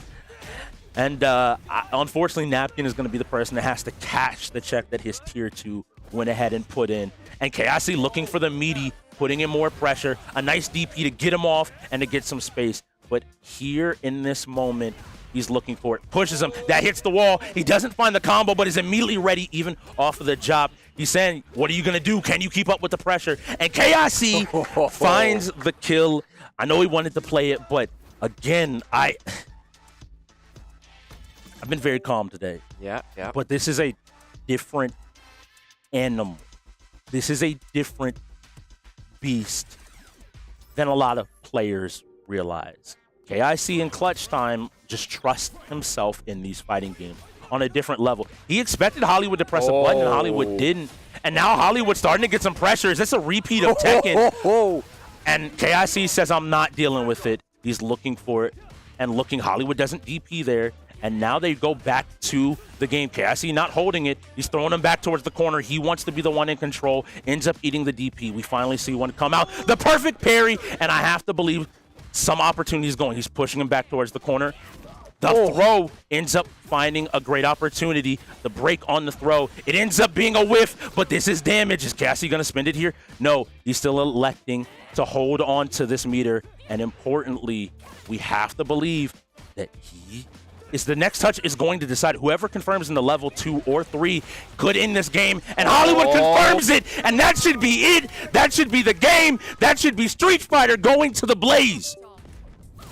The Blaze may have just put themselves in a position to take the win in this game. It is way too quiet out there. The forfeit not coming in yet. The one that we predicted, they might want to give this a chance to Koza and Vape.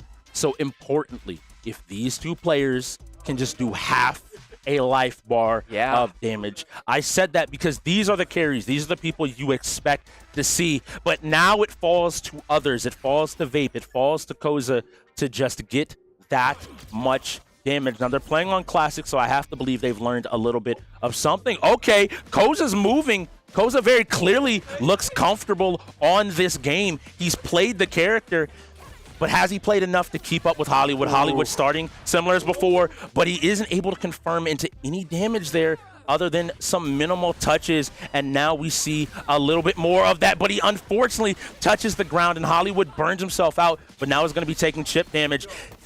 And he this might be it. Let's watch it. The time might come down to it. I think it's going to be one more touch. No! Koza, the rookie, takes down Hollywood. He keeps his team in the game. Street Fighter goes no way that anyone could have expected. Final stand, Ragnarok's coming up next. I can't believe what we're looking at right now. This one, if the Ravens are able to win, we're going to come down to one final game. It won't be overtime per se, but it might as well be because we would be at a 13-13 game. However, if the Blaze are able to win this one, final stand Ragnarok is a long enough game for this to be able to close it out for them. 8 minutes. Yeah, 8 minutes after the setup finishes. Plus 2 plus 8. Yeah. So it's going to come down to it. The Blaze, your task is simple. Pick your fourth man and pick a player that will close the game out for you.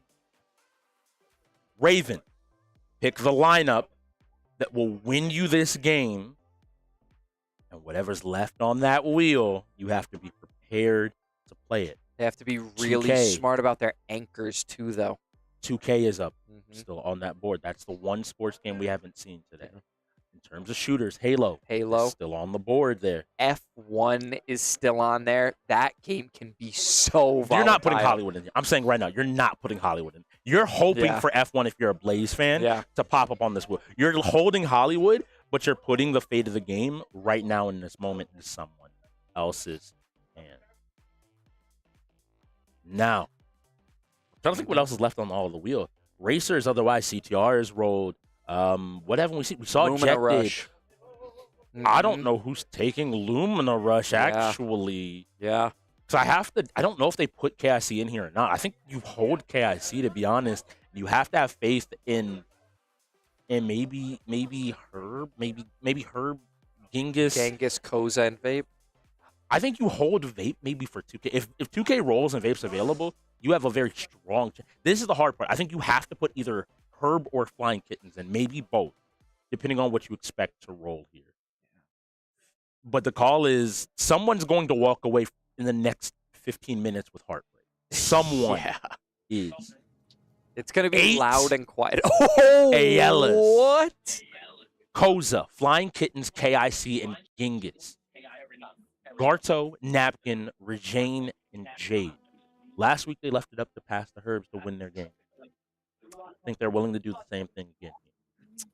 All right. Well, I mean, they went with holding vape like you expected they would. However, I'm not sure. The Ravens putting in KIC for this particular game, I think they're in an unfortunate situation where this is a game that he is the most talented at to get the win for the team, but at the same time, they need him for whatever is next. I'm going to be very honest with you.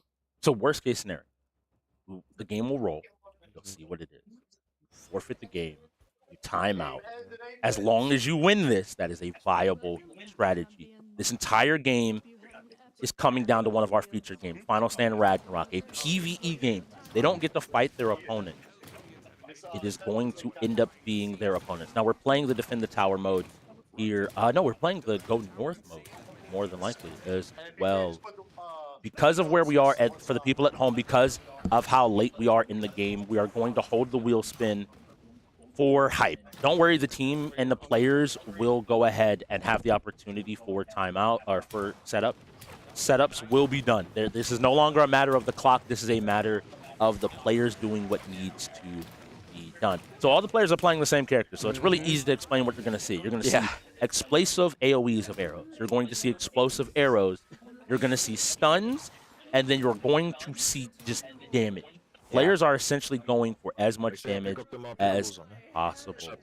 Yeah, nothing complicated about this strategy. It is a strategy game, but both of these teams have opted for just kind of throwing everything they have at the wall, trying to break it down and just get through to the other side, because this game, if you can just power through this game, then you get the result that you've been chasing down these last few rounds. The Blaze have been able to just barely hold on to a lead over and over again, getting themselves up by 1 or sometimes 2. The Ravens have been right on their heels. They want to finally close it out. And here we go. So the call here should be to run to that fire tower, that northern tower here shortly. They have to get through this next wave, and then it's going to be a matter of who can get the most points. Yeah, we can see that it's Genghis right now that's running straight through the Horde, putting out consistent damage, building up a bit of a kill streak. Maybe trying to hoard some of these out. I like that he took the attention, he aggroed the Horde, and then ran his way out so that he couldn't have these kills stolen. He's going to play all of these for himself, get these kills built up, get the kill streak built up, and now he's got this entire side of the map running his way while all the other dots and arrows on the map are all on the other side. So this is a conversation piece that needed people to be a little bit more aware of. You needed to kill them because eventually the talking will conclude, and you just won't get those kills. There's this fine balance. So it should be the North Tower, if my memory is correct, that is going to end up being called here the Fire Tower. And so they're going to need to run up that direction. We have to see here. I like the calm, cool composedness of Genghis here. Both teams, I don't think anybody really knows how this game is going to go. It's still one of those games that hasn't been solved, as you kind of alluded to. Yeah, 10 minutes remaining here.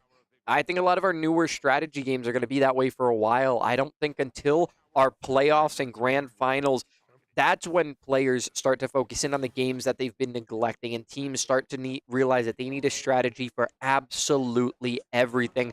When we get to playoffs, we're going to see this optimized in terms of how the league is going to play it. And Genghis putting these shots from afar as he's going to run to the outside here. He's going to try to, it's like a movie scene right now where the Horde is making their way through the open land, and there are just a rain of arrows coming down on top of them. But Genghis, once again, bringing the aggro. He's bringing all of the attention of these mobs over to himself. However, he is going to be joined by members of his own team and the other team, so not all of the aggro goes away anymore. We always see this on this portion of the map. Everyone moving out and looking to do damage, and now they're trying to get the portals down. They finally spawn, and these objectives could be the difference maker in terms of points. It's going to come down to who's able to kill them and who's able to get down. That bursted extremely quickly. That was a really fast burst.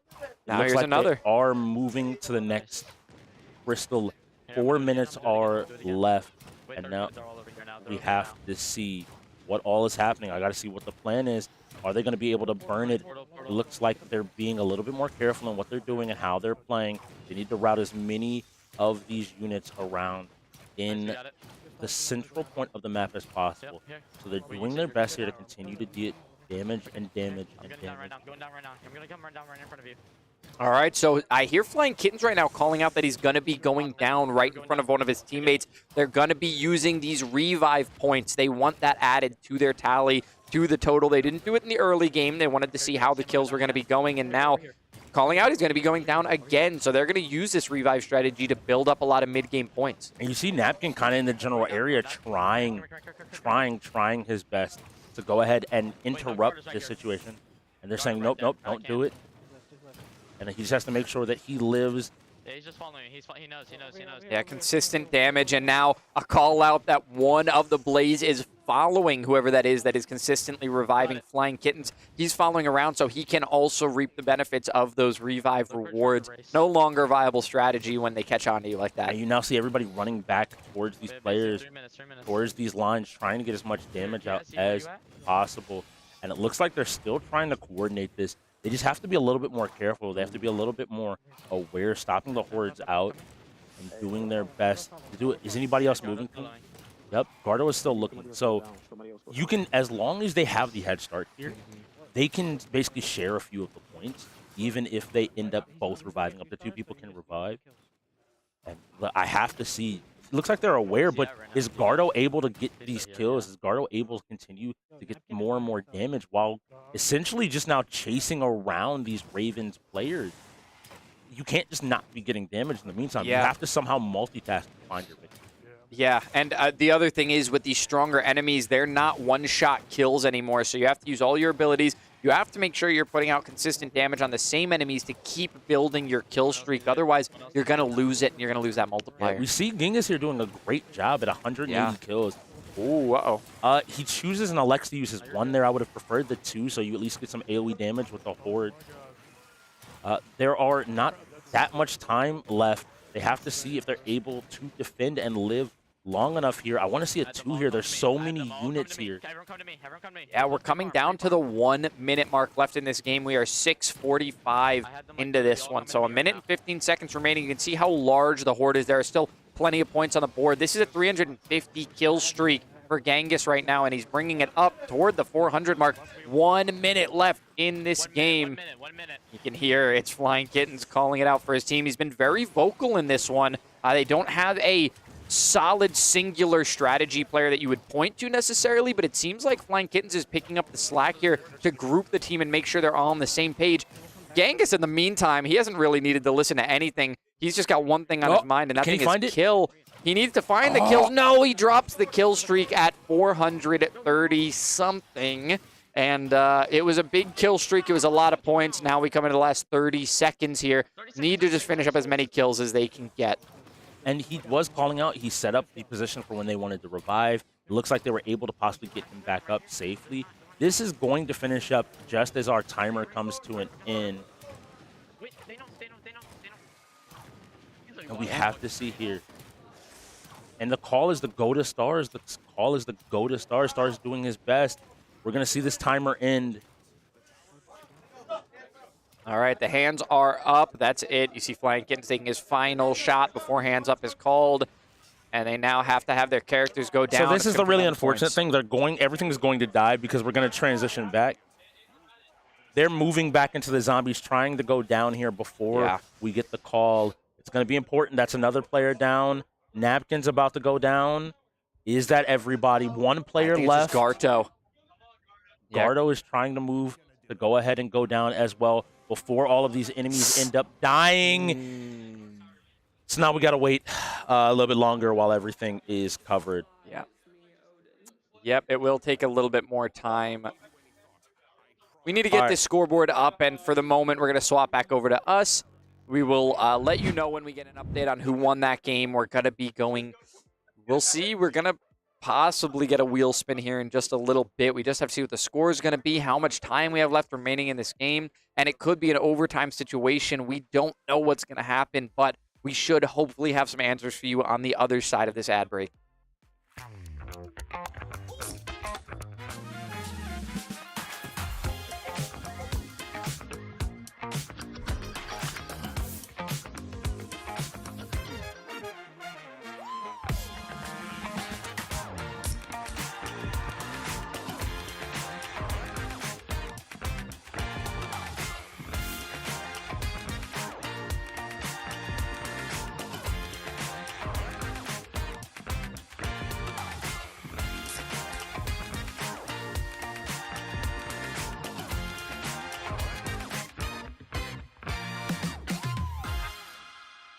Did you know poor posture while gaming can cause serious neck and shoulder pain? Meet the Volare Pillow. This pillow is designed specifically for gamers. It gives your neck and shoulders the support they need, reduces strain, and helps you sit comfortably for hours. It's extra comfy and hey, you can even pick your style. It comes in rare, legendary, and epic levels. Match it with your setup by choosing from a variety of colors and designs. Don't wait for the next ache to hit. Level up your comfort with Volare. Use code UEL15 at checkout for 15% off your order. Grab yours today and feel the difference in your next gaming session.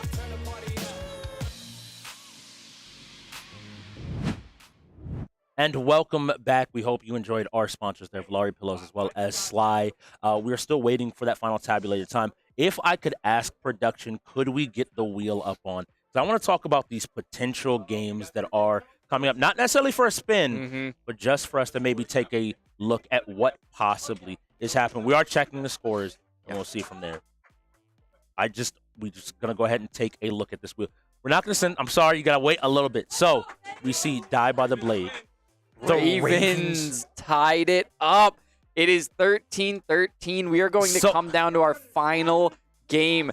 At no point in speculating. Let's just spin this wheel. Yeah, we just got to go ahead and see what we got. No need to speculate. We're going to find out what we're going into. I'm saying it's going to be Midnight Ghost Hunt. Midnight Ghost Hunt? It might just be what you asked for, what you wanted, but I have to believe we're not going to see this game. You think it's going to be a forfeit? Oh, I think if you're the Ravens, you don't have Cassie or Flying Kitten. You don't have Cassie or Flying Kitten. I told you. I knew the Ravens are not going to even bother to risk this. They're going to forfeit timeout and just say we have to win the next two. This is UEL.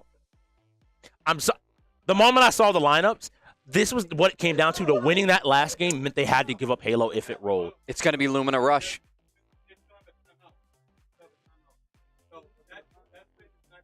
Oh, okay. We have to go ahead and respin this. So we have to remove the timeout before we go ahead and spin the wheel. We have to wait. All right, so now while we get everything solved out on the floor, lineups have to be sent in, timeouts have to be handled. 2K, F1, Die by the Blade. Oh, F1 would be insane. Lumina Rush. Because this is the important thing. Because the Ravens called forfeit so quickly, the Blaze know a forfeit is coming and can choose to leave Hollywood out. Yeah. This is the pain of not calling it ahead of time. Now, if the lineups were already in prior to the end of the last game, fine. Yeah. Yeah, but they do have the chance to work their lineup in their favor now. And Lumina's going to stay on the wheel. Now, the reason why this is important, the Ravens get a full reset. The Blaze do not. This means that, in this case, the Ravens get the opportunity now to pick who goes in for what and define their victory. So who do you put in after that Halo spins? Do you milk Zolo and Weeping Jade? Milk Zolo and Napkin? You have to leave Garto and Hollywood. Yeah, I have to believe that you hold here, but we will find out what future is in store. Is it and going to be Die by the Blade? The fighters have been the table of the day. Every single fighter has rolled. And now we come down to it. Die by the Blade. Going to be a 5v5. You'll get... Actually, we know our exact lineup. No, we do not. There's going to be the two players on the side. So it was Napkin and Regine that they had in for Halo. This is... Because they knew what happened. Of course. Right. That's not who they were actually. So I also have to believe they're going to put Napkin back in for Die by the Blade. That'll be their fifth. It has to be. Luckily, Weeping Jade, we've seen him do pretty good work here. Garto as well. And this is, again, one of those different fighters. It's something a little bit different and a little bit off. So let's start speculating again. Who do you leave out if you are the Ravens? Because you got to leave two. And in a fighter, are you leaving KIC? Are you leaving Herb? I think you leave Vape because that 2K is still there on the wheel, and Maelstrom is still there on the wheel, and I don't think you necessarily need him for Die by the Blade. He is not a make or break for this game. He would do just fine if he were in against several of the players on the Blaze, but there are games that you need to hold him for. You'll be able to team him up with whoever you want on some of these games, but you want him there and available. After his performance, I got to believe in Koza as well. He managed to find his win. F1 is really, I think, the game we need to be talking about, because that's the only situation where the Ravens don't get a reset, is if F1 spins. The only 1v1 we have left on the wheel. So that's the player you're really sitting out. If 2K Hollywood rolls, will you be can put in Vape no matter what. Hollywood will be available off a reset regardless. Yeah. So if you're a Ravens fan, you don't want that. You do not want to see. Vape, I believe, has played some F1. I don't want to sell Vape short. And we've seen players this season really stepping up in F1 and starting to compete. But I have to believe that that's not what you want in this moment. This is what it comes down to: timeouts and forfeits being used strategically every step of the way. Who is going to go ahead and find their moment? Who's going to find their opportunity to take a win? And we still don't know lineups just yet. This has been an amazing game. If you're just joining us, you missed a first half filled with sports, shooters, and the occasional fighter, and a second half of a little bit of everything, from forfeits to timeouts to strategic plays to some upsets that I think both teams will be kicking themselves looking back at. I don't know if we have had this much tension in a game since the grand finals of last season. This has been so back and forth. Neither team has been able to pull away from the other. It has never been more than a, 2-3 point gap the entire time. Yeah. And those quickly disappeared. Oh, very quickly. If we ever had a 3, it was only for a moment. Yeah, I believe 2 may have even been the max. If 3, then it was very, very shortly. Now, this 5v5, I love when these games come down to team games. I love when it's this final game that decides everything, and it's the team. It's like, how hard have you really been practicing? Hollywood was really hard on his team lately for not having them around to practice. You see they don't have a 7th-tier player in their lineup right now, and that's for a reason. I have to believe it's that. Hollywood knows what it takes to win a championship here in the league. He knows better than almost any other person in this room. He knows the dedication, the time, the energy you have to invest. He knows better than anyone in this room. Let's get that straight. Not almost. It is absolutely not almost. As a starting he player, knows yes. better than anyone in this room. And we'll find out in Die by the Blade if that has been passed along. So it'll be a matchup of tier 3s. Flying Kittens going up against the likes of Milk Zolo. I believe we've seen Milk Zolo take a couple of games of this himself. So, and then, of course, Flying Kitten's the exact same. We've seen him take several rounds off of players before. And the very first round will be going this side. It's actually pretty difficult to tell. Both of these players quite stoic. Yeah, we'll find out here in a second. Goes ahead, looks for the big stab, doesn't end up fine. And it looks like... Oh, it was Milk Zolo taking both rounds off of Flying Kittens. The early advantage will go the way of the Blaze. Vape is in. He is in. The player sitting out right now is Koza. That's a lot of pressure to put on that kid. I think it's do or die. You just have to win this game and then just tell him, hey... Oh, don't count him out. No, I'm saying it's do or die for this game for the Ravens.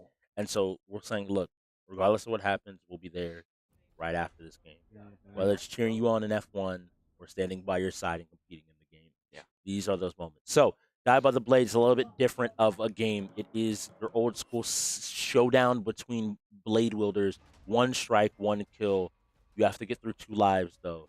It looks like Vape is stepping back. He wants to keep this space up. We're on the flip side.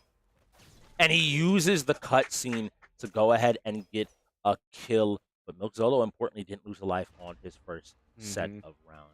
Still has an opportunity to take one off of Vape now. Playing his space here.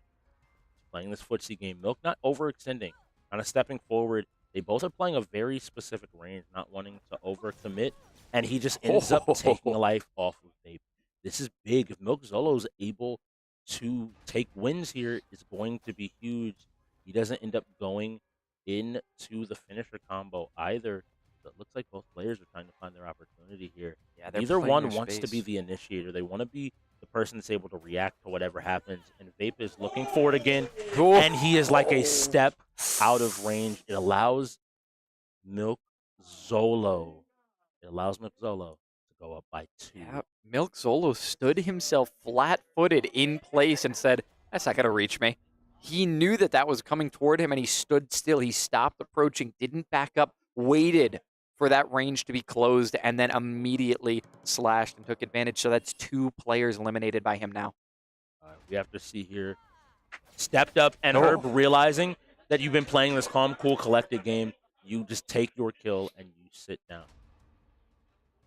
Yeah, now it's going to be Weeping Jade sitting down on the side of the Blaze, and just going to close out the game instead of going to the change character. They're just going to change character. Yeah, they're just killing characters. Yeah. They're just making sure. Herb taking off his headset. He doesn't want to, he's not going to make any mistakes here. Everybody's locked in. And this is why I say, again, in game time, this is who you want sitting down. He's done it time and time again. He's been here before. It looks like it's going to be the Katana versus the dual blades. And what character are you piloting? The Butterfly, who you've seen as the, normal Katana wielder here in the league. Yeah. So, you've already seen that. I don't have to explain this game to you anymore. It's a matter of spacing. It's a matter of finding your strikes. It's a matter of reading your opponent and deflecting their blows. It's just that simple. Not everything is complicated. Not everything is wild. Ooh, and a very quick strike from Jade here. That was a really quick kill. So Herb's already lost one. Now he's only down to 1 life remaining. Jade's going to play his space, going to be calm, just like Zolo was. It worked for his teammate very well, so why not do the same thing on his end? Herb not rushing with those cutscene attacks, with those red charges, and a little bit late on the strike from Jade. He may have had an opening there, but he wasn't able to find it, and the aggression pays off. Weeping Jade is able to take down Herb, and now it is only Genghis and KIC remaining. KIC is going to be the one to sit down first. I think they're just trying to split momentum here. You have to find some momentum. I want to see what he goes ahead and selects here. Krasnaja, really? And that's the Katana, I believe? Yeah, Krasnaja with the Katana. That is a very interesting combination. We do not see that character played often. Almost ever. Yeah. So I want to see what Cassie maybe has picked up, figured out, or learned why he's making this selection. Yeah, extremely even statistics down the board. Not a very specializing in anything kind of character. So maybe it's just raw skill that he wants to go into this game with. He doesn't need any ability benefits. And it's Weeping Jade, able to find the first kill. He finds contact on the shoulder and is just barely able to find that kill. It was almost blocked, but no perfect parry. The deflect was just a frame too slow. And KIC is now gone. Now, Weeping Jade has done this to almost every team in the league, to be honest. The vast majority of the player. Now, time has been called on the floor. So what we need is Genghis to kill 4. I love thinking about the universe in which Milk Zolo never died, took down all 5 players, and the Ravens were able to time out because there was still time on the clock. It would have been insane. It would have been... They almost played it too quickly. It's where you have to be a little bit careful. You don't always want to just immediately win. The Tony Monk coming up here.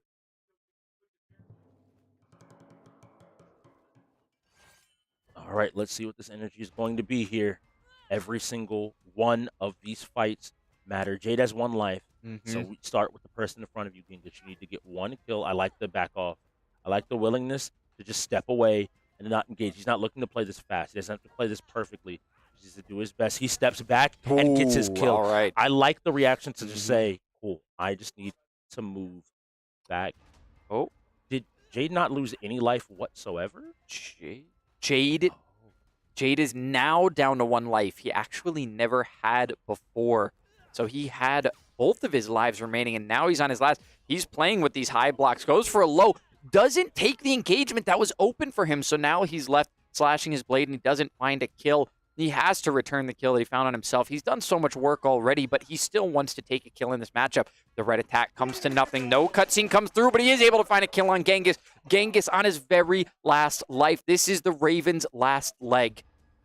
We have to find this moment. Here we go. We have to see. We have to look. Who is going to take a... I love the dash and then dash back. He didn't end up swinging at you, but Jade seems so locked in. They're both playing so slow right now. Genghis is playing very passive. He's able to find the kill onto Weeping Jade. Now he has 1 life. Napkin coming in to take his 1 life. Napkin is gunning for that life. He knows he has to win a single round. I have to believe not. And committing to the same option, still playing this Katana. And this is a lot of nerves for a lot of players. Yes. this Tony Monk coming out here against the Butterfly. It is going to be the Katanas going head-to-head with each other. You see them drawn. This is it. This could, at any moment, this could be our final round. Genghis has to be as calm as possible. We commented on it already today, how calm he plays this game. They are playing footsies to the extreme right now. Napkin playing like he's on his final life. A really nice engagement and disengage from Genghis. He's stunned for a moment, and it is the Blaze that are going to win and finally take another game. They're going to go 2-2. They find a win over the Ravens, and they may have just made themselves a rival in this conference. Not just a rival. We have now truly have a playoff race. These two teams, Hollywood said at the top of the season that his team was making playoffs. Yeah. And this is that moment that they are able to prove it. But we are not done just yet. We will be back here shortly with you all, with these teams to talk, to get their feelings, to get their thoughts. So we will see you in a moment. Hold on. If he loses this now, I don't even know. You All right, lost calm to down, him. TOG. You just lost to him. Calm down. Stay focused, bro. Stay focused. Going great on his trail. Really right now hunting down that two from the Bandits. Oh, and there and that one goes in there, taking this one away. It's 5-2. The first half is really starting to go their way. Yes, it is. Definitely. Yes, this could be.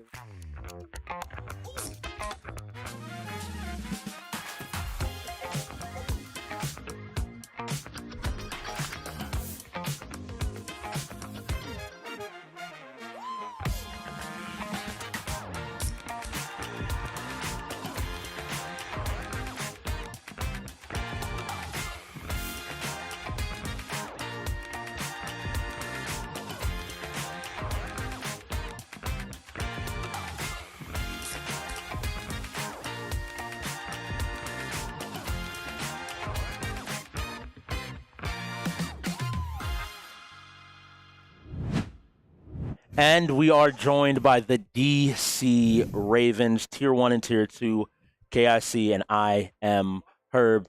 Heartbreak, I know, here in the arena for y'all tonight. After that immediate moment, I don't want to ask what happened, but what do you think you could have done differently to maybe sway this game, even by 1 or 2 games? I mean, hey, you know, it always sucks to lose games not because of your skill, but because of something on the outside, whether you like weren't clear on something or what. Especially when you're like somebody like me, which I tend to be pretty cautious and ask things multiple times to try to get clarification on things. So it does kind of suck, especially like lose a game like Checkmate, not because I was the worst player, but just because of outside factors. But I mean, it comes to limiting those factors and putting ourselves in the best situation to win those games. Makes a ton of sense. Makes a ton of sense.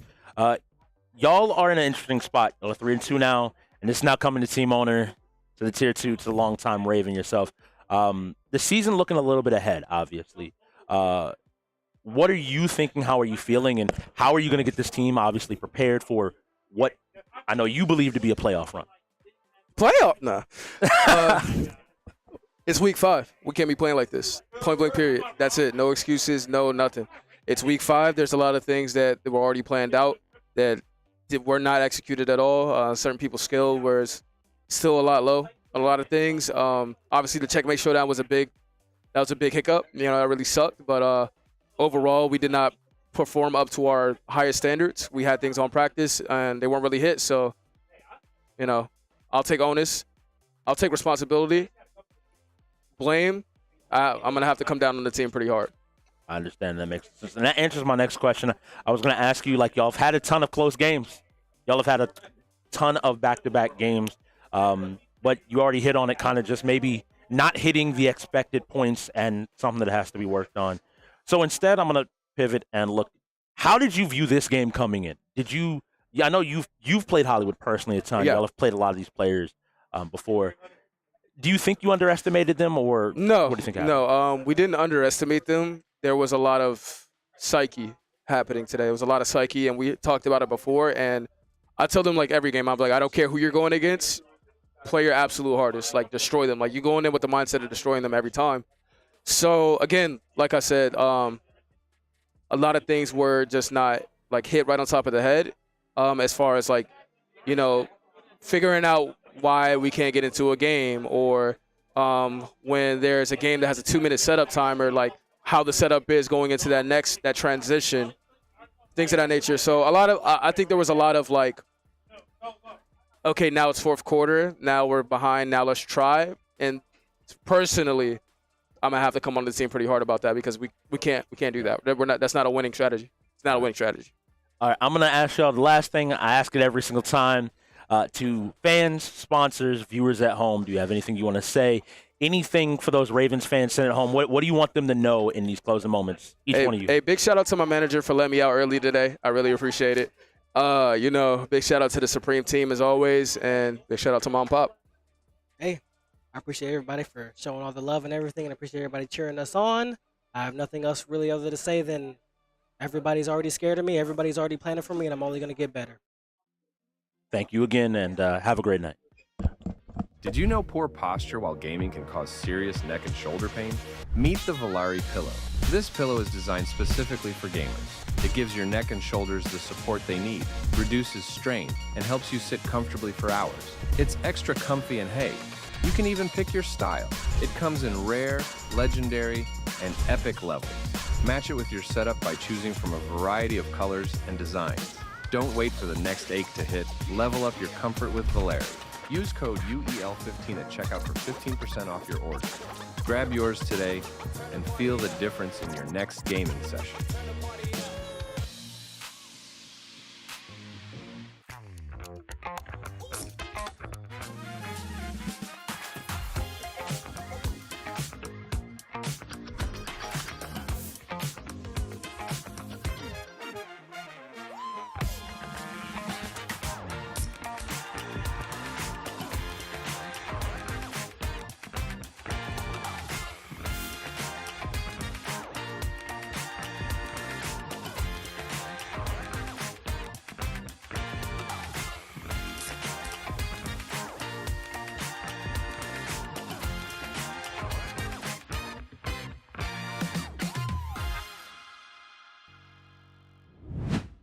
And I'm joined here now by Lockdown and Hollywood, our Tier 1 and coach for the Blaze. Congratulations on your win, 15-13 over a top 3 team in your conference. It should have been more. Top 3 is crazy. Well, if we're looking at the standings before this game, they were in the 3rd place position, which means that this game had huge playoff implications. Now, you guys aren't even at your halfway season yet, so you don't have to worry too much about the playoff picture, but how do you feel knowing that this sets you up to be in good standings later down the road? Take this one? Yeah. So I knew coming into this game that if we lose this, we are likely going to lose to not make the playoffs. I said we lost to the bots already. If we lose to the Ravens, those 2 teams are the 2 teams we're fighting to get into the playoffs with. So we need to take as many of those games off them as possible. So I try to look forward as much as we can, and I think we set ourselves up pretty well today, though.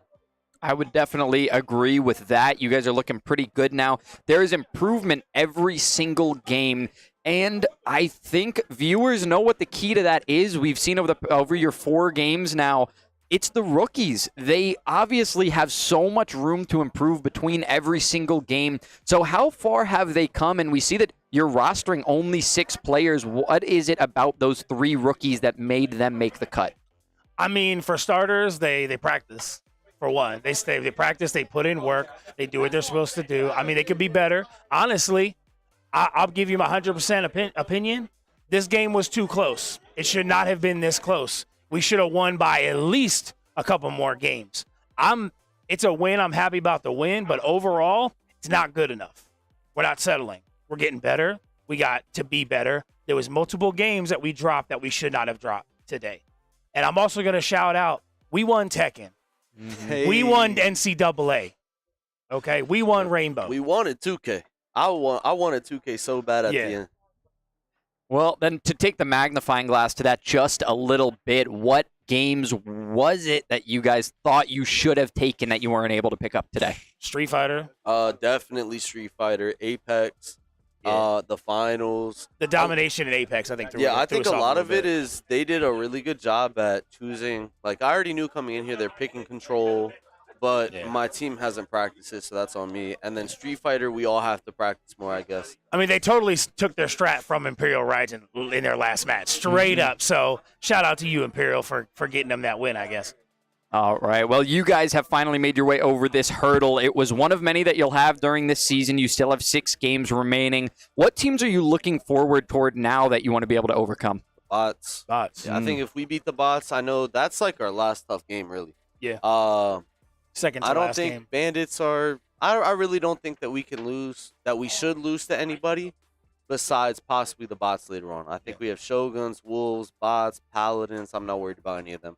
I'm worried about the bots, and we're coming for that. I think we play the Cyclones I'm again, trying too, to go I think. 8-2, 7-3 minimum. That's right. All right. Well, I think everybody is really proud of you guys. I know you have a great community and both of your families as well. Very proud of you right now for this win, and we wish you luck in the rest of the season. Yep. Thank you to everybody that was watching today, all our families and stuff like that. We really Appreciate that. it. Blaze up. Blaze up! I want Tekken. Yeah, I think it depends on what kind of loadout you're gonna be. Who is this Baraka? This is Herb. Herb plays Baraka. Herb plays Baraka. Wow. Yeah, he definitely knows his combos. The frames are crazy. He's got. Let him get up. Oh my god. Plant. So now we're watching Mr. OG on the flank. Herb's down. Ooh, him's down too. So that is, you can get to level 30 and have both of your guns maxed out already. So yeah, I think it depends on what kind of loadout you're gonna be. Who is this Baraka? This is Herb. Herb plays Baraka. Herb plays Baraka. Wow. Yeah, he definitely knows his combos. The frames are crazy. He's got. Let him get up. Oh my god. Plant. So now we're watching Mr. OG on the flank. Herb's down. Ooh, him's down too. So that is, you can get to level 30 and have both of your guns maxed out already. So yeah, I think it depends on what kind of loadout you're gonna be. Who is this Baraka? This is Herb. And that is a Friday night in the books for Week 7 of the UEL. It came down to the final moments, and today the Myrtle Beach Blaze emerged victorious. I, once again, am Strix, here with Speedy. Shout out to Mobster Matt as well for helping us out. And this has been the UEL, where gamers go pro. See you tomorrow, 6 p.m., 2 p.m., wow, EST, for the likes of Click and the Cyclones to see who takes that one for a win. Join us tomorrow. And again, UEL, where gamers go pro. If he loses this now, I don't even know. All right, calm down, TOG. You just lost to him. Calm down. Stay focused, bro. Stay focused. Going great on his trail. Fury right now hunting down that two from the Bandits. Oh, and there. And that one goes in there, taking this one away. It's 5-2. The first half is really starting to go their way. Yes, it is. Definitely. Yes, this could be a runaway, like you said. Did you know poor posture while gaming can cause serious neck and shoulder pain? Meet the Volare Pillow. This pillow is designed specifically for gamers. It gives your neck and shoulders the support they need, reduces strain, and helps you sit comfortably for hours. It's extra comfy and hey, you can even pick your style. It comes in rare, legendary, and epic levels. Match it with your setup by choosing from a variety of colors and designs. Don't wait for the next ache to hit. Level up your comfort with Volare. Use code UEL15 at checkout for 15% off your order. Grab yours today and feel the difference in your next gaming session.